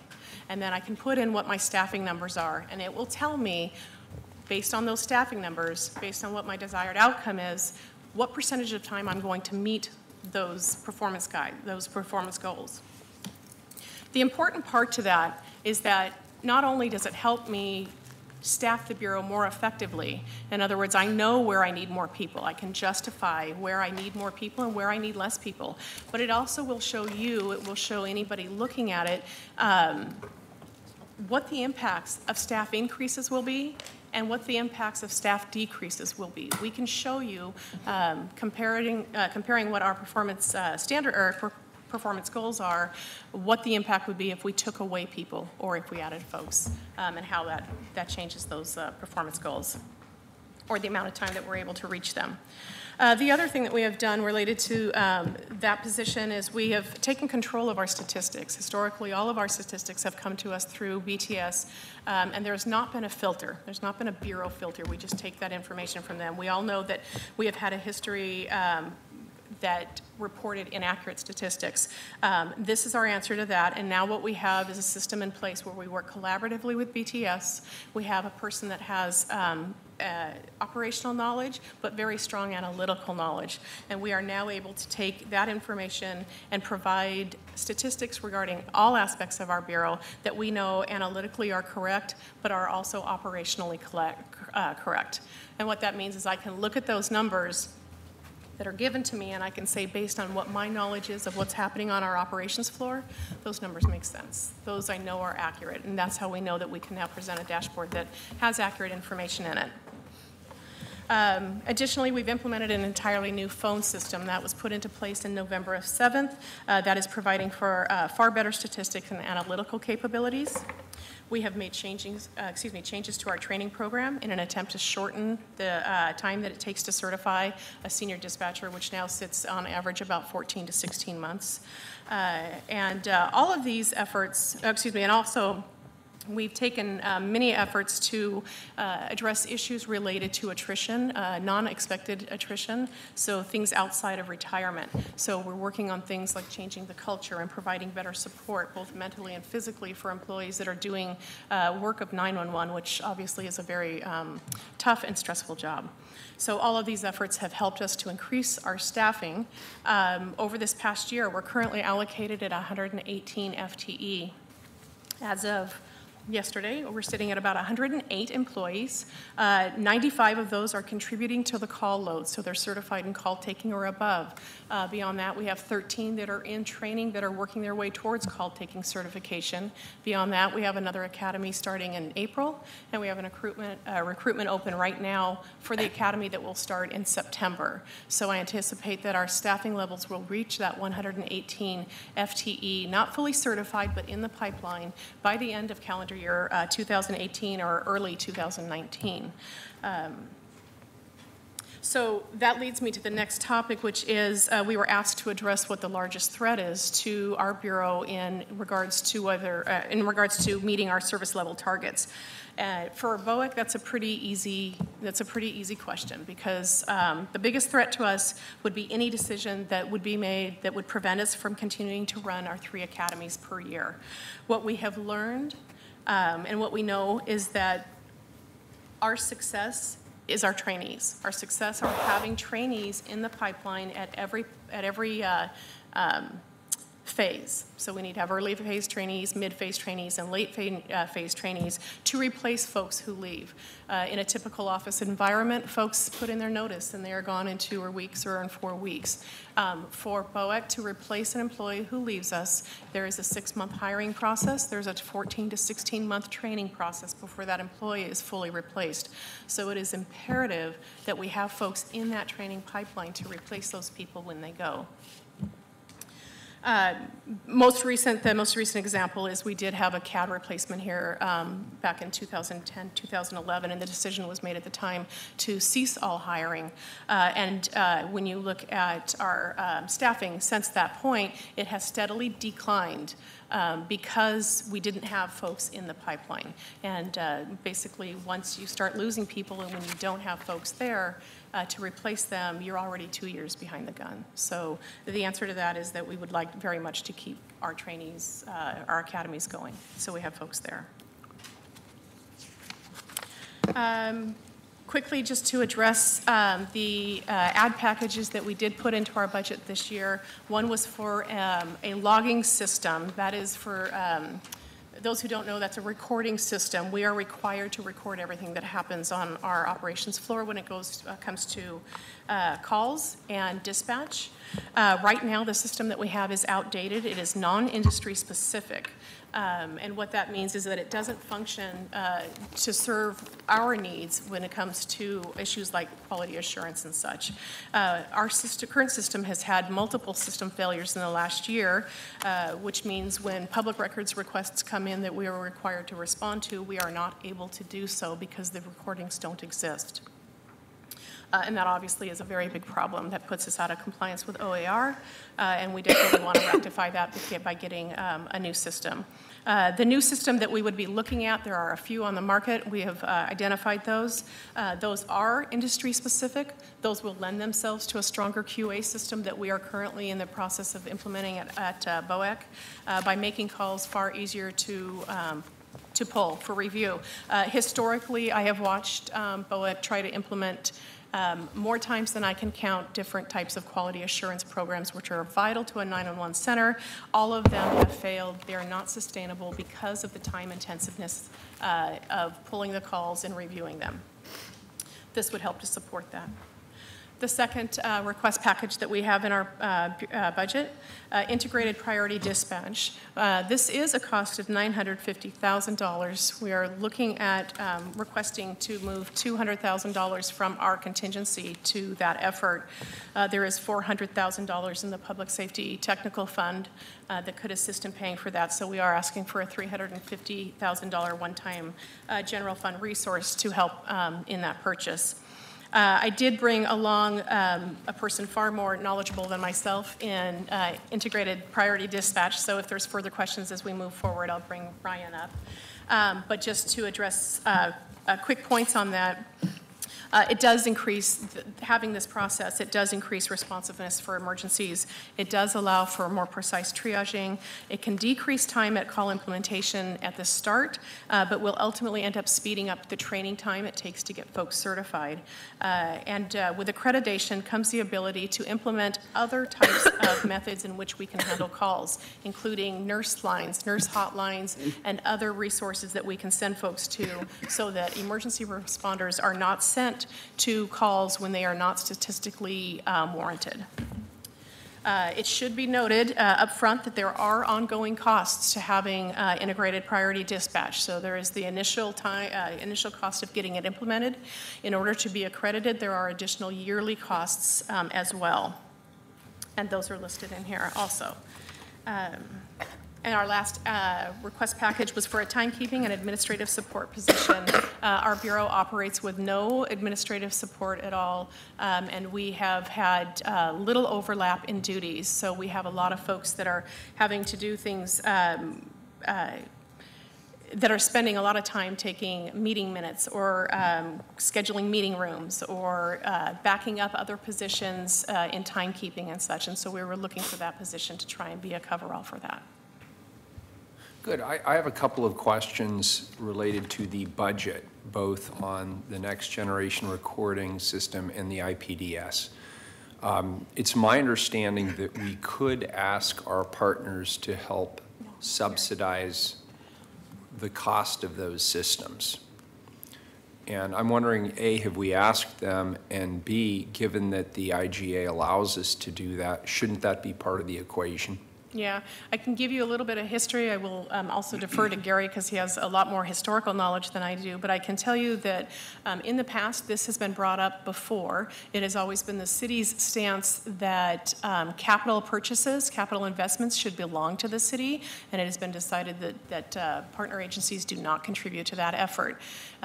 We are not opposed to putting that out to our partner agencies. I will say our biggest issue would be for this current fiscal year, asking them to do so now would be past the point in which they've already submitted their budgets. So how about on an ongoing basis then, particularly with IPDS? I mean, the IGA allows it. Why wouldn't we do it? Hello. Hi. Name for the record, please. Sorry. Sure. As Lisa said, this has come up. What? Oh, my name's Gary Bevins. I'm the financial analyst at BOEC. This has come up over the years, over the last 5 and 10 years, and when it's come up, the question has been, what do we do? What position does this put the city if, say, Gresham should decide to separate and start up their own 911 center? Do we then have to repay them for their percentage ownership of capital assets? There have been some discussion from the financial people downtown that said, how do you insure or manage a partially owned asset? So that's been the question. It hasn't been a question of whether or not it's legal, whether or not they would do it. It's what do we do if we have a partially owned asset? The position the city's taken has been that we want to own them 100%, and so it hasn't been pursued. So I'll be very clear, I don't take that position at all. If there is an opportunity for economies of scale, and there's an opportunity for us to work collectively with our partners, and the IGA, the Intergovernmental Agreement, allows for us to be able to accept their contributions into the system, that lowers everybody's ongoing operating costs. Why wouldn't we do that? Well, you're the commissioner in charge. You get to have that discussion. That is correct. I do. And so I'm just trying to figure out why that, in the context of this budget, why that has not been offered. I believe the reason it was not offered in this budget, in our budget submission, was because historically when that has been brought up, it has always been the decision from the city that they would be owned by the city, so we didn't even consider that. When you say the city, are you referring to legal counsel, or are you referring to the? I believe that it's legal counsel. The city council? Okay, well, anyway, we'll put that in the parking lot for a future discussion. As far as moving forward, from a Bureau's perspective, at least from my perspective, I don't see any reason why we cannot move that forward onto our partner agencies and ask for contributions in that regard. The only thing I would say is that for this fiscal year, we have bypassed the point in which they've submitted their budgets. They might not be in a position to do so. Okay, and that's fair. Frida, I think, and then Rob.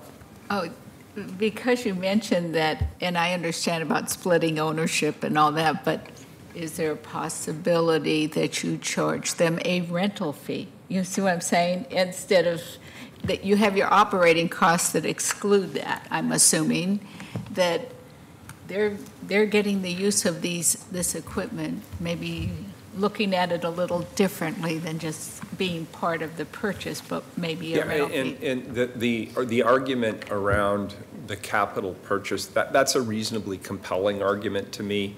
But it is not compelling to me that we should not pursue ongoing operating recovery. I mean, it is a legitimate service needed by our jurisdictional partners, and given that we do have finite resources, why not? So I think we're in agreement, Frida. Rob.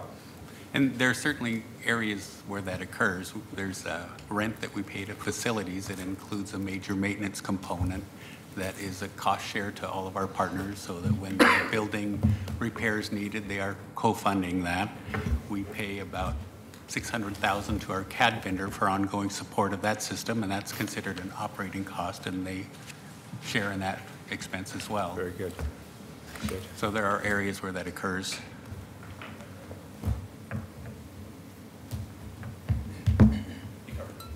We covered it. I had. I was just going to agree with you. So. Oh, well, please do so. The microphone is yours, sir. One other question that came from my staff, and I'm going to try and get this right.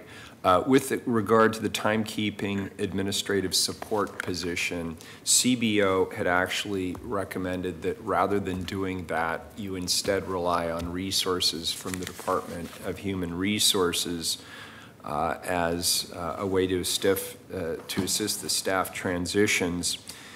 And they also suggested that you realign existing resources to procure an ESS software capable of handling the diverse types of pay that the EC Ops use, and that the installation of that with the next generation recording system would in fact free up or at least decrease the demand on 2 FTE that then could be used for other administrative work. And I know that you've had this conversation, but I wonder if you could just daylight your thinking on that. Yeah, we've had pieces of that conversation. I think the first thing, the clarification I want to make there is that the developing or finding an ESS system to get our folks onto a standard timekeeping system that's more efficient is absolutely a priority that we should be looking at, and we have most recently looked at that this past month.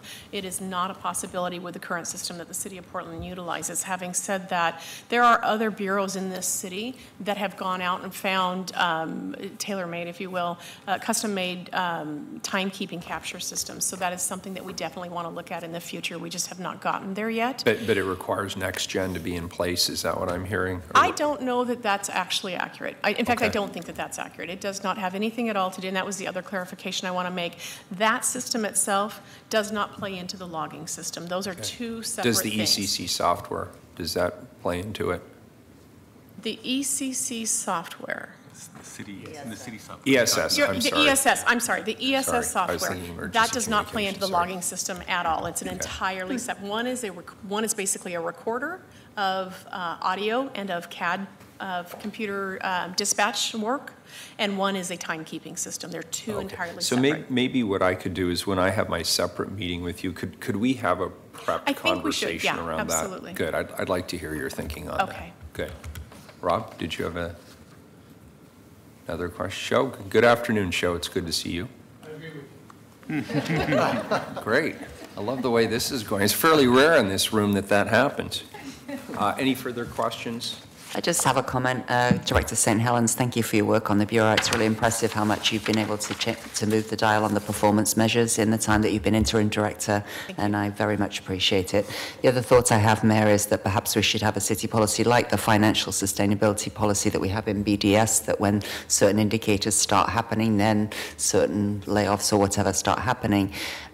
We learned both in the police and in Bureau of Emergency Communications during the recession that although the short term we can't keep hiring people seemed like the right decision at the time, over the long run it has not been the right decision and got us into trouble, 3 or 4 years later. So I'm wondering if we should have some kind of a policy along those lines about specifically hiring new people to keep the pipeline going, both in police and BOEC.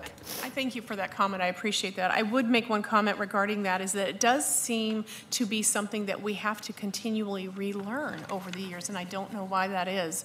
I have seen decisions made in the past that, okay, we're just going to stop hiring. We don't have the money to hire. We're not going to hire.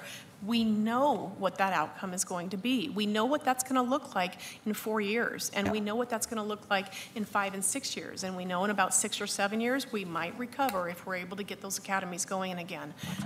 But there's no question. We know what the outcome is going to be, so it would be nice to get something documented to where we're not having to retrain new folks in whatever capacity we're holding within the city 5 years down the road, 10 years down the road, 15 years down the road. So one other question. You've spent a considerable amount of time working on the issue of staffing and getting to full staffing and looking at the scheduling question. And I share Commissioner Fritz's thanks for the hard work that you and your team have done there. It's been, in my opinion, fantastic work. What do you see as the challenges in this specific budget with regard to, well, first of all, do you see yourself meeting your full staffing goals? When do you see yourself meeting full staffing goals? And what challenges does this budget provide in terms of getting there? I think the largest challenge is kind of what I mentioned before, is I think the only challenge that we truly cannot overcome is any decision that would prohibit us from hiring those academies. And specifically, I'm referring to that 5% budget reduction would eliminate 11 positions, which would be a full academy. That would be a problem. As far as when I think that we're going to reach staffing, I think that we will be at our FTE probably at the end of this year, beginning of next calendar year. As far as when we could possibly reach full certified staffing, I think we're probably looking at 18 to 24 months after that. And I would also mention that based on the scheduling forecaster that I'm utilizing now, which is relatively new and we're still learning from it, I think that it is likely that we will come back at a certain point and state that if the Bureau, or excuse me, if the city expectation, and it should be, is that we meet that 95% of the calls are answered within 20 seconds. It might be more than 118 people that we need, depending on what our call load is. The good news is with the scheduling system that we have in place now, we can show you. We can show you statistically what that looks like. So great. Thank you. I appreciate that. Further questions? Thank you. Thank you, Mayor. Thank you. Appreciate it very much. Thank you. Last but not least, the Bureau of Emergency Management.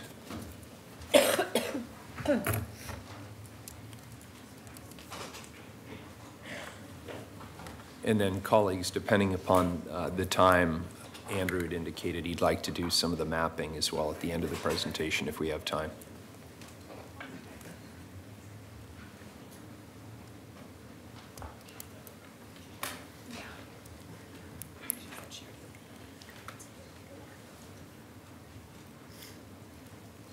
Good afternoon and welcome. Good afternoon, Mayor, Commissioners. My name is Courtney Patterson. I'm the interim director. I don't know. Doesn't. There you go. All right. Good afternoon, Mayor, Commissioners. My name is Courtney Patterson. I'm the interim director for the Portland Bureau of Emergency Management. Great. And Courtney, these are very sensitive, so just like 6 inches we have found is just about ideal. Awesome. Thank you. Okay, I'm very pleased and honored to be here today to present PBEM's budget. I want to stress that we are a very small portion of the city's budget. We are a little less than $3.5 million, and I believe that the city gets a huge value for their investment in emergency management. I wanted to highlight a couple significant issues, and mainly the increased emergency management incidents that we've been having.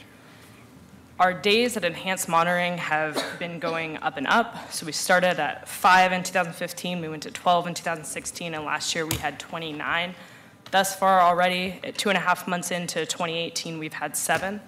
At enhanced monitoring, our duty officers put away their normal work and monitor a public safety incident within the city.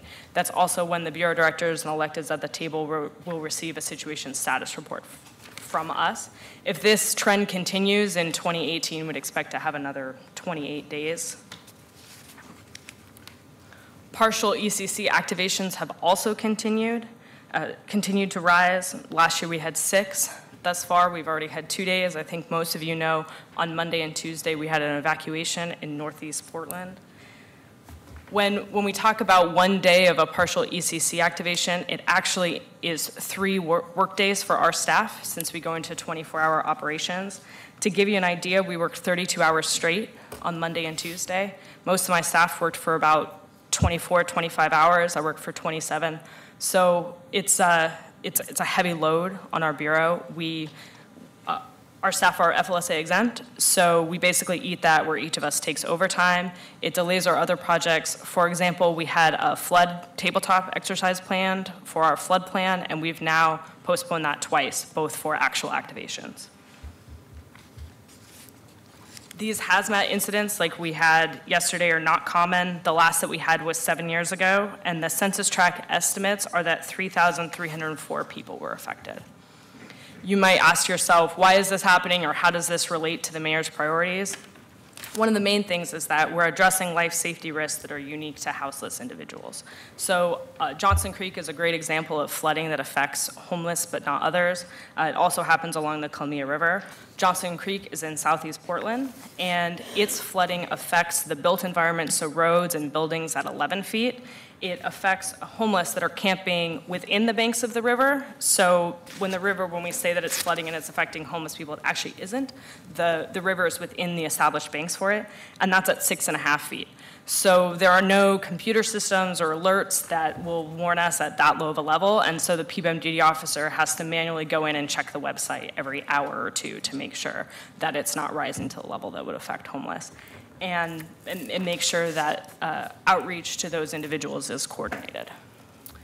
There's also severe winter and summer weather. When it's extremely cold or extremely hot, it doesn't affect most of us, but it is truly life-endangering for homeless, especially those that have mental health diseases. We've had many incidents where there's individuals without shoes, without coats, that are out in 20-degree weather. Aging infrastructure can also cause public safety incidents. For us, we've had several power outages downtown. The downtown power structure is older, and as they upgrade the system, there have been breaks, and we've had several downtown power outages in the last several years. And then there have also been protests where we've had to activate the city ECC.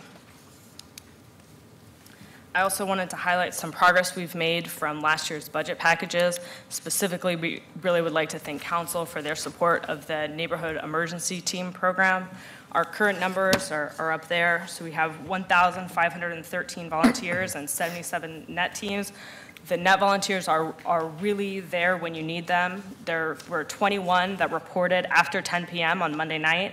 They assisted with radio communications, they worked at the shelter, and they transferred residents from transportation from their homes to the shelter. I also wanted to highlight the volunteer hours that our nets contribute and the FTE equivalent for our staff. I know that we've gotten questions from this group before, and we also got them again from the CBO's office about the administrative staff that our bureau keeps. And I wanted to highlight that our volunteers fall under the city's protections for workers, so Title II, Title VI, HR 2.02 complaints, all of that has to be covered by our staff. We also do background checks and IDs for all of the volunteer staff. So although we love the program, there is an administrative burden. We have a current class of 330 students and another class scheduled on May 5th for 100 students. I've included the coverage map For net by neighborhood, that was a question that we received last year, so I included it. I also wanted to highlight our equity work. We see equity as core to our work.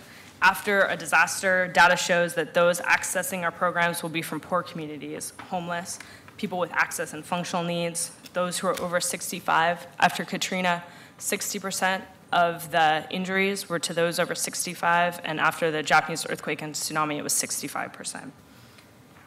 We also know that because of intersectionality, that people of color will be disproportionately represented among those. So we are addressing equity in our work. We're very proud that 40.8% of our bureau are people of color. All of our staff attend Undoing Institutional Racism, which is a 2.5-day course, and we're bringing them back for a follow-up for our all-staff retreat. Decision packages, our 5% cut was not recommended by the CBO. Thank you for that. I just would like to stress that these are our core programs. Last year, council funded us away from the EMPG grant, so we did not have to rely on the EMPG grant for these core services, and we're hoping not to have to rely on that again. I also wanted to talk about the continuity of operations planner position.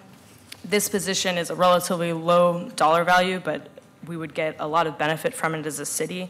This position was funded twice through one-time dollars, and we requested it from ongoing this time. The position will continue COOP work with all bureaus, serving as the subject matter expert, and it will continue the momentum from the previous 2 years. CBO strongly recommended the BTS COOP position, and we would argue that the BTS COOP planner could not do their work without the citywide continuity of operations planner. This person would also serve as a duty officer, so they would help us with the increasing incidents that I mentioned. And a portion of this work would also go towards building resilience within the city.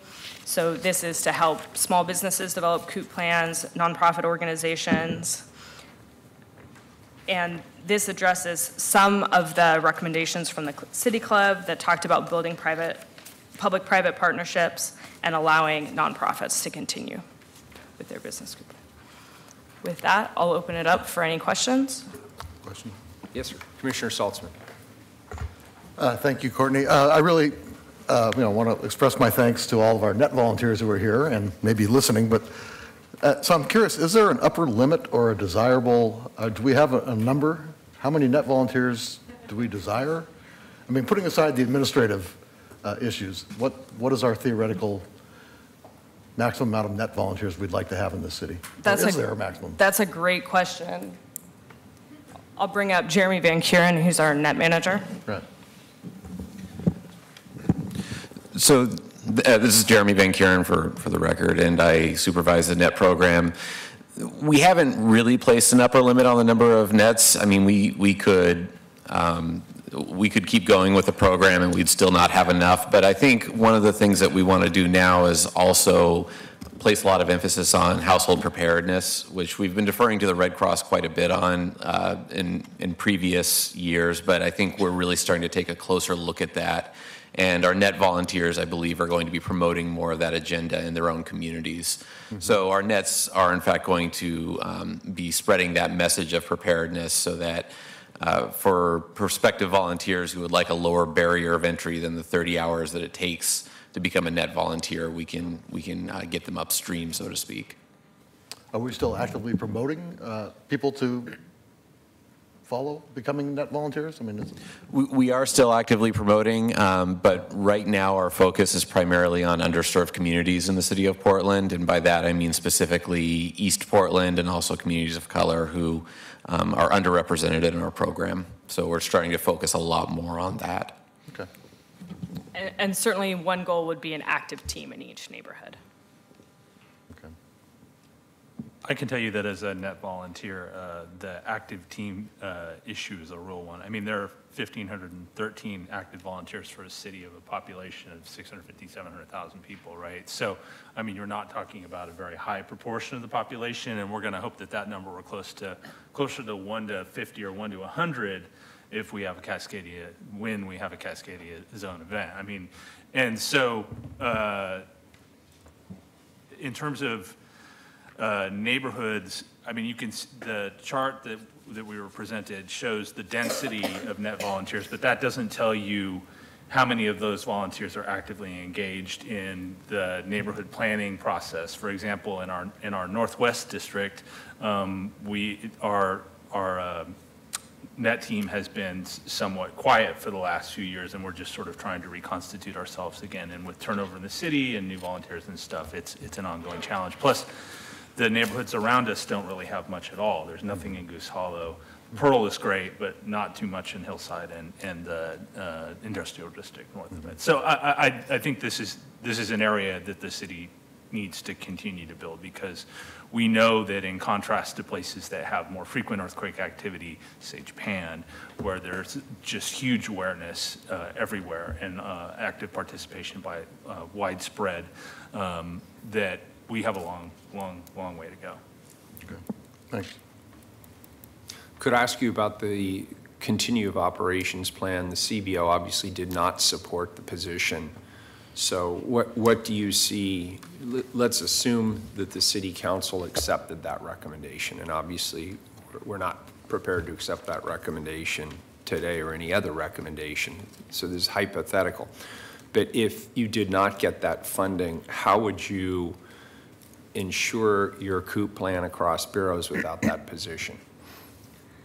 Our bureau is not able to absorb the work from that position with our current staff, so the COOP reports would go away and the citywide expertise of a central COOP planner would go away.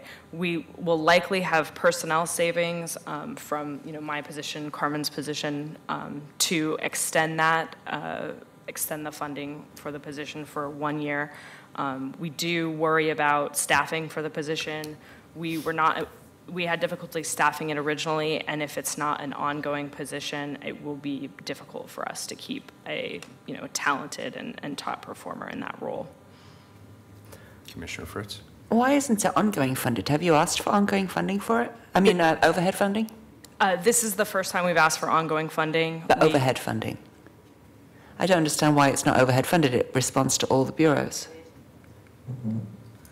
I believe our whole bureau is overhead funding. I'm sorry, I was just verifying that. Yeah, so all of PBEM is overhead funded. So this position would also be overhead funded. The cost of it. So it's not 127 for the general fund? Yeah. Kia, do you have the breakdown? Let me get back to you on that. Yeah, because it should be. I mean, I think that's part of what I'll be thinking about, is if it's, because it should probably less than that. I was struck by your opening statements about your staffing during emergencies. How many staff do you have altogether? We have 17 staff altogether, and not all of those are traditional emergency managers. We also have admin support. Yeah, and I figured some of them are probably not full-time either, because since you got to 40.8% on racial diversity with only 17 people, that would be... Anyway, so it's all... I know from my husband's work as a resident doctor that you can do 24-hour days on a occasional... Well, you do it on a 1 in 4 basis as a resident doctor, but you can't do it, for 3 to 6 months of a Cascadia earthquake. So is there any kind of thought of having a reserve pool of people who've worked in the Bureau before, looking at Carmen, or retirees, or others who could pitch in an emergency? Absolutely. We have an emergency coordination center responder program, and that has currently 100 volunteers from across city offices. But I think the issue is that they're volunteers. And so, for example, in the snow, they're choosing between staying home with their kid and getting paid to stay home, or come and work at our facility for 12 hours. I believe in the earthquake, we're going to get the staff that we need because other work in the city is not continuing. But for something localized, like the evacuation that affected police, fire, BOEC, and us, people have their regular jobs and they continue into those, and the weight falls on our bureau. Yeah, it seems like that's something we should look at citywide, that where there are people who are trained and ready, that, certainly if they were working in parks, there might be a way that we could make them available to you so that you don't have 17 people working 27-hour days, which doesn't sound, apart from the impact on the staff, it doesn't sound safe either, that you'll make decisions can be questionable after 27 hours, I would have to say. Commissioner? Absolutely. Not that they were, but they could be. And Parks has been a great partner for providing ECC responders to us. Just to clarify, I just wanted to verify for sure, but yes, the total cost of the position is the $128,000, but the general fund cost is $58,000. So it's already input in the system that way, so, yeah. So Courtney, you mentioned 17 FTE. How many of those are grant funded? So our total numbers at PBEM are 22, and then there's 17 that are directed by PBEM. So two are UASI grant funded, and their work is only towards the UASI grant, and then another 3 work for the Regional Disaster Preparedness Organization. And do we have any sense of how long those grants continue for? The grant has been somewhat unstable. It's calculated based on the 25 urban areas most at risk for terrorism, and there have been times where we were number 26, and also President Trump has been threatening for sanctuary cities and sanctuary states not to get any federal funding, and that would affect a few of the grants that our Bureau gets, including UASI. Yes, and said municipalities have all sent, our nasty gram to the Trump administration and to the Congress to express our concerns about that. Thank you. But I just wanted that on the record, that is a potential risk. Absolutely. Rob?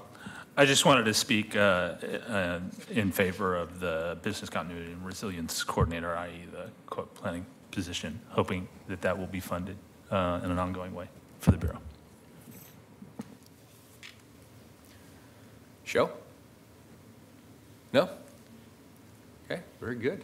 Any other questions? Thank you. Thank you. Good presentation. Thank you. We appreciate it very much.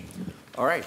Andrew, you had a couple of minutes of conversation around mapping. Yes, so why don't we do that? And I will be quick because it is 12:36 and we are hungry. But there was some interest yesterday, and so I want to make sure we have a chance to discuss that. So we're going to get Young Uyang up here, and he's got some handouts for you, but also we will be demoing the maps live. So if council... I'm sorry. Thank you again to our net volunteers. Thank you very, very much. We appreciate it. I'm sorry. No, it's all right. We have some hard copies we'll give you, but if you actually wanted to move around, we will be showing the maps live up on the screen as well, which may be a little bit more effective. So while Young's getting set up, I'm going to go ahead and just give sort of the overview of budget mapping and where we are and where we hope to go with this. So, this was initiated 8 years ago. As far as we know, it is unique. We have looked around at other cities to see, and people do it occasionally, but not sort of, I think, on the level that we do it. And we've occasionally been contacted, mostly by academics who are really fascinated. They're like, "Oh, this is really interesting. What started it?" So, we've enjoyed it. We've enjoyed doing it, and I know the neighborhood associations have contacted us as well and said that they use this data and like having it out there. The goal of the mapping is to enable the public to see how our city resources are being spent on a geographic level, and as I noted, not just how the resources are being spent, but how that impacts level of service as well. We currently have 8 bureaus that voluntarily participate. Those are some of our largest bureaus, and I think some of the ones that impact neighborhoods most directly in terms of frontline services. But there may be an opportunity there to expand as well. And certainly, if commissioners wanted their own bureaus to participate, we'd be happy to put some more bureaus into this overall process. The maps overall, and Young, do you have the maps loaded up there? Go ahead and throw one up there. We do use the 7 neighborhood coalitions as our geographic boundaries. But we also do carve out the central city. And so that was a decision made early on that the central city is very different, both in terms of the services provided and the users of those services. And so we took the 7 neighborhood coalitions, and then carved out central city as an 8th area. And then within each of these geographic areas, we divide the total spending. This is for the budget numbers. We divide the total spending by population in that area and the number of jobs. And we get this data. Does this data come from PSU? The Bureau of Planning and Sustainability. And the reason for that is to try and capture both daytime and nighttime users, right? So the number of residents are going to be your users potentially all day, but the number of jobs in an area are going to be the number of users who may, daytime users, right? They may not live there, but they may come into the area and use the parks and use the facilities and occasionally have public safety needs, et cetera. And so that's sort of one of the ways we try and standardize the data across the city. And then, as I mentioned, we do level of service maps that track the services geographically. Young's going to run through just a couple of, I think, transportation examples, just to give you a little bit more detail on what these maps look like. But we're not going to go through, again, all the maps, just really giving you a taste of sort of what's out there. A lot of these maps, some of them still are static PDF maps, but we have moved more and more towards interactive maps that give a little bit more information as well. My name's Young Oyang. I'm with the Budget Office, and so this is the interactive visual that we created using Tableau, where we show the adopted budget maps. So when we talk about the budget mapping process, there's, I think as Andrew mentioned, there's two components. First, we're mapping the adopted budget, the current year adopted budget for the 8 bureaus that participate, and then we have a level of service maps. So this is the interactive visual showing the adopted budget, and right now I have PBOT's operating budget. So when we talk about equity, it's important to remember that we're not saying that every single area in the city should be spending the same amount of money, but that it may be more appropriate to spend more in some areas versus others, depending on what's going on. So, for example, this map of PBOT's operating budget shows that dollars per user for the central city is higher than the rest of the city, and that's because PBOT. That the downtown central city area is where the parking meters are, the streetcar system is, so that's why PBOT spends more of its budget there, so more of its operating budget. So as you can see, if you move the cursor around, the geographies, the data will show up. So this shows you that in the central city, PBOT spends $273 per user for, in its operating budget. So. So a user is a resident plus a job. So, yep. And then now I'm going to switch quickly to PBOT's capital budget. Well, Young, switching, you'll also note that there are citywide costs that are divided among all sort of residents and jobs throughout the city, and then there are specific local costs. So that's one of the things that bureaus, some of their costs really are system-wide, or they're unable to break them down. So we include those there as a citywide cost, and then the costs they are able to break down geographically are broken out specifically for that area. So this map of PBOT's capital budget shows that they do spend a lot in East Portland.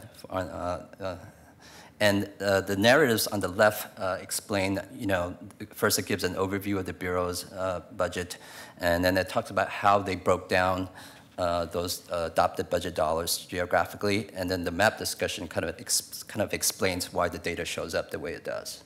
So when you guys have time, you can look into that. And then this other menu gives you the year that you can select from. So. So the maps go all the way back to 2011. Yep. So now I am going to show you level of service maps, so for PBOT. So in the past, these have all been static PDFs, and most of the bureaus still do static PDFs, so these are basically 2 or 3 topics that the Bureau chooses to map that is related to the service that they provide. So for this one, PBOT chose pavement condition, and some people may be surprised to see that East Portland has some of the best streets. I mean, in terms of condition. So, and that's only because it's newer.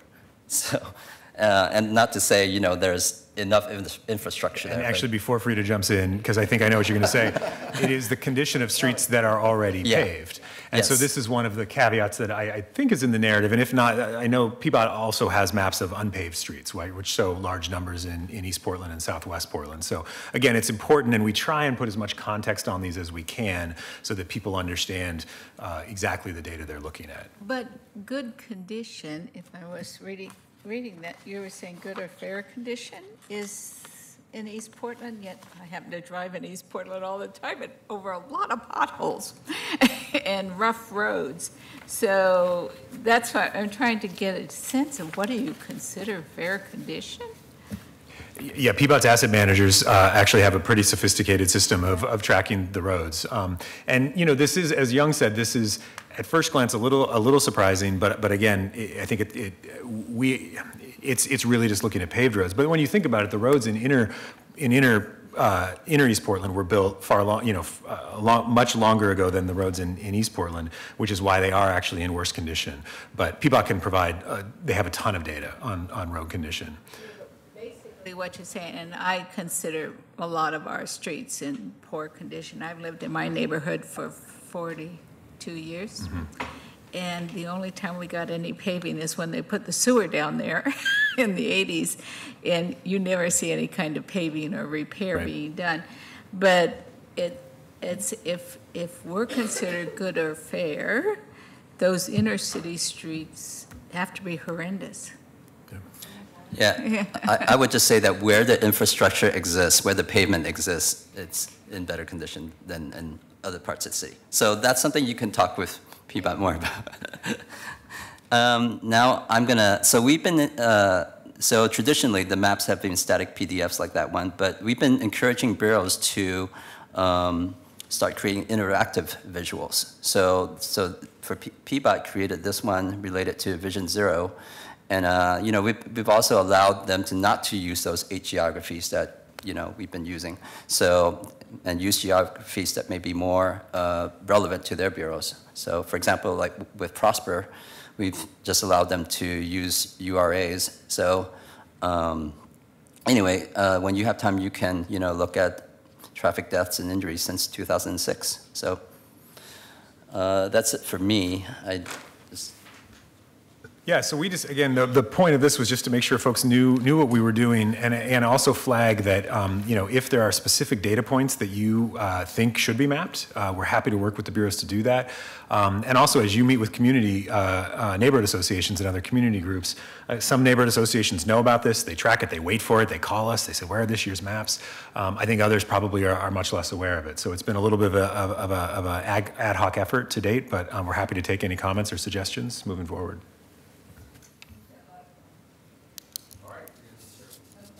First of all, I want to thank you for doing this. I know EPAP really pushed to get this information so we could see what was actually being spent in East Portland and not assuming it was just a lack of expenditure.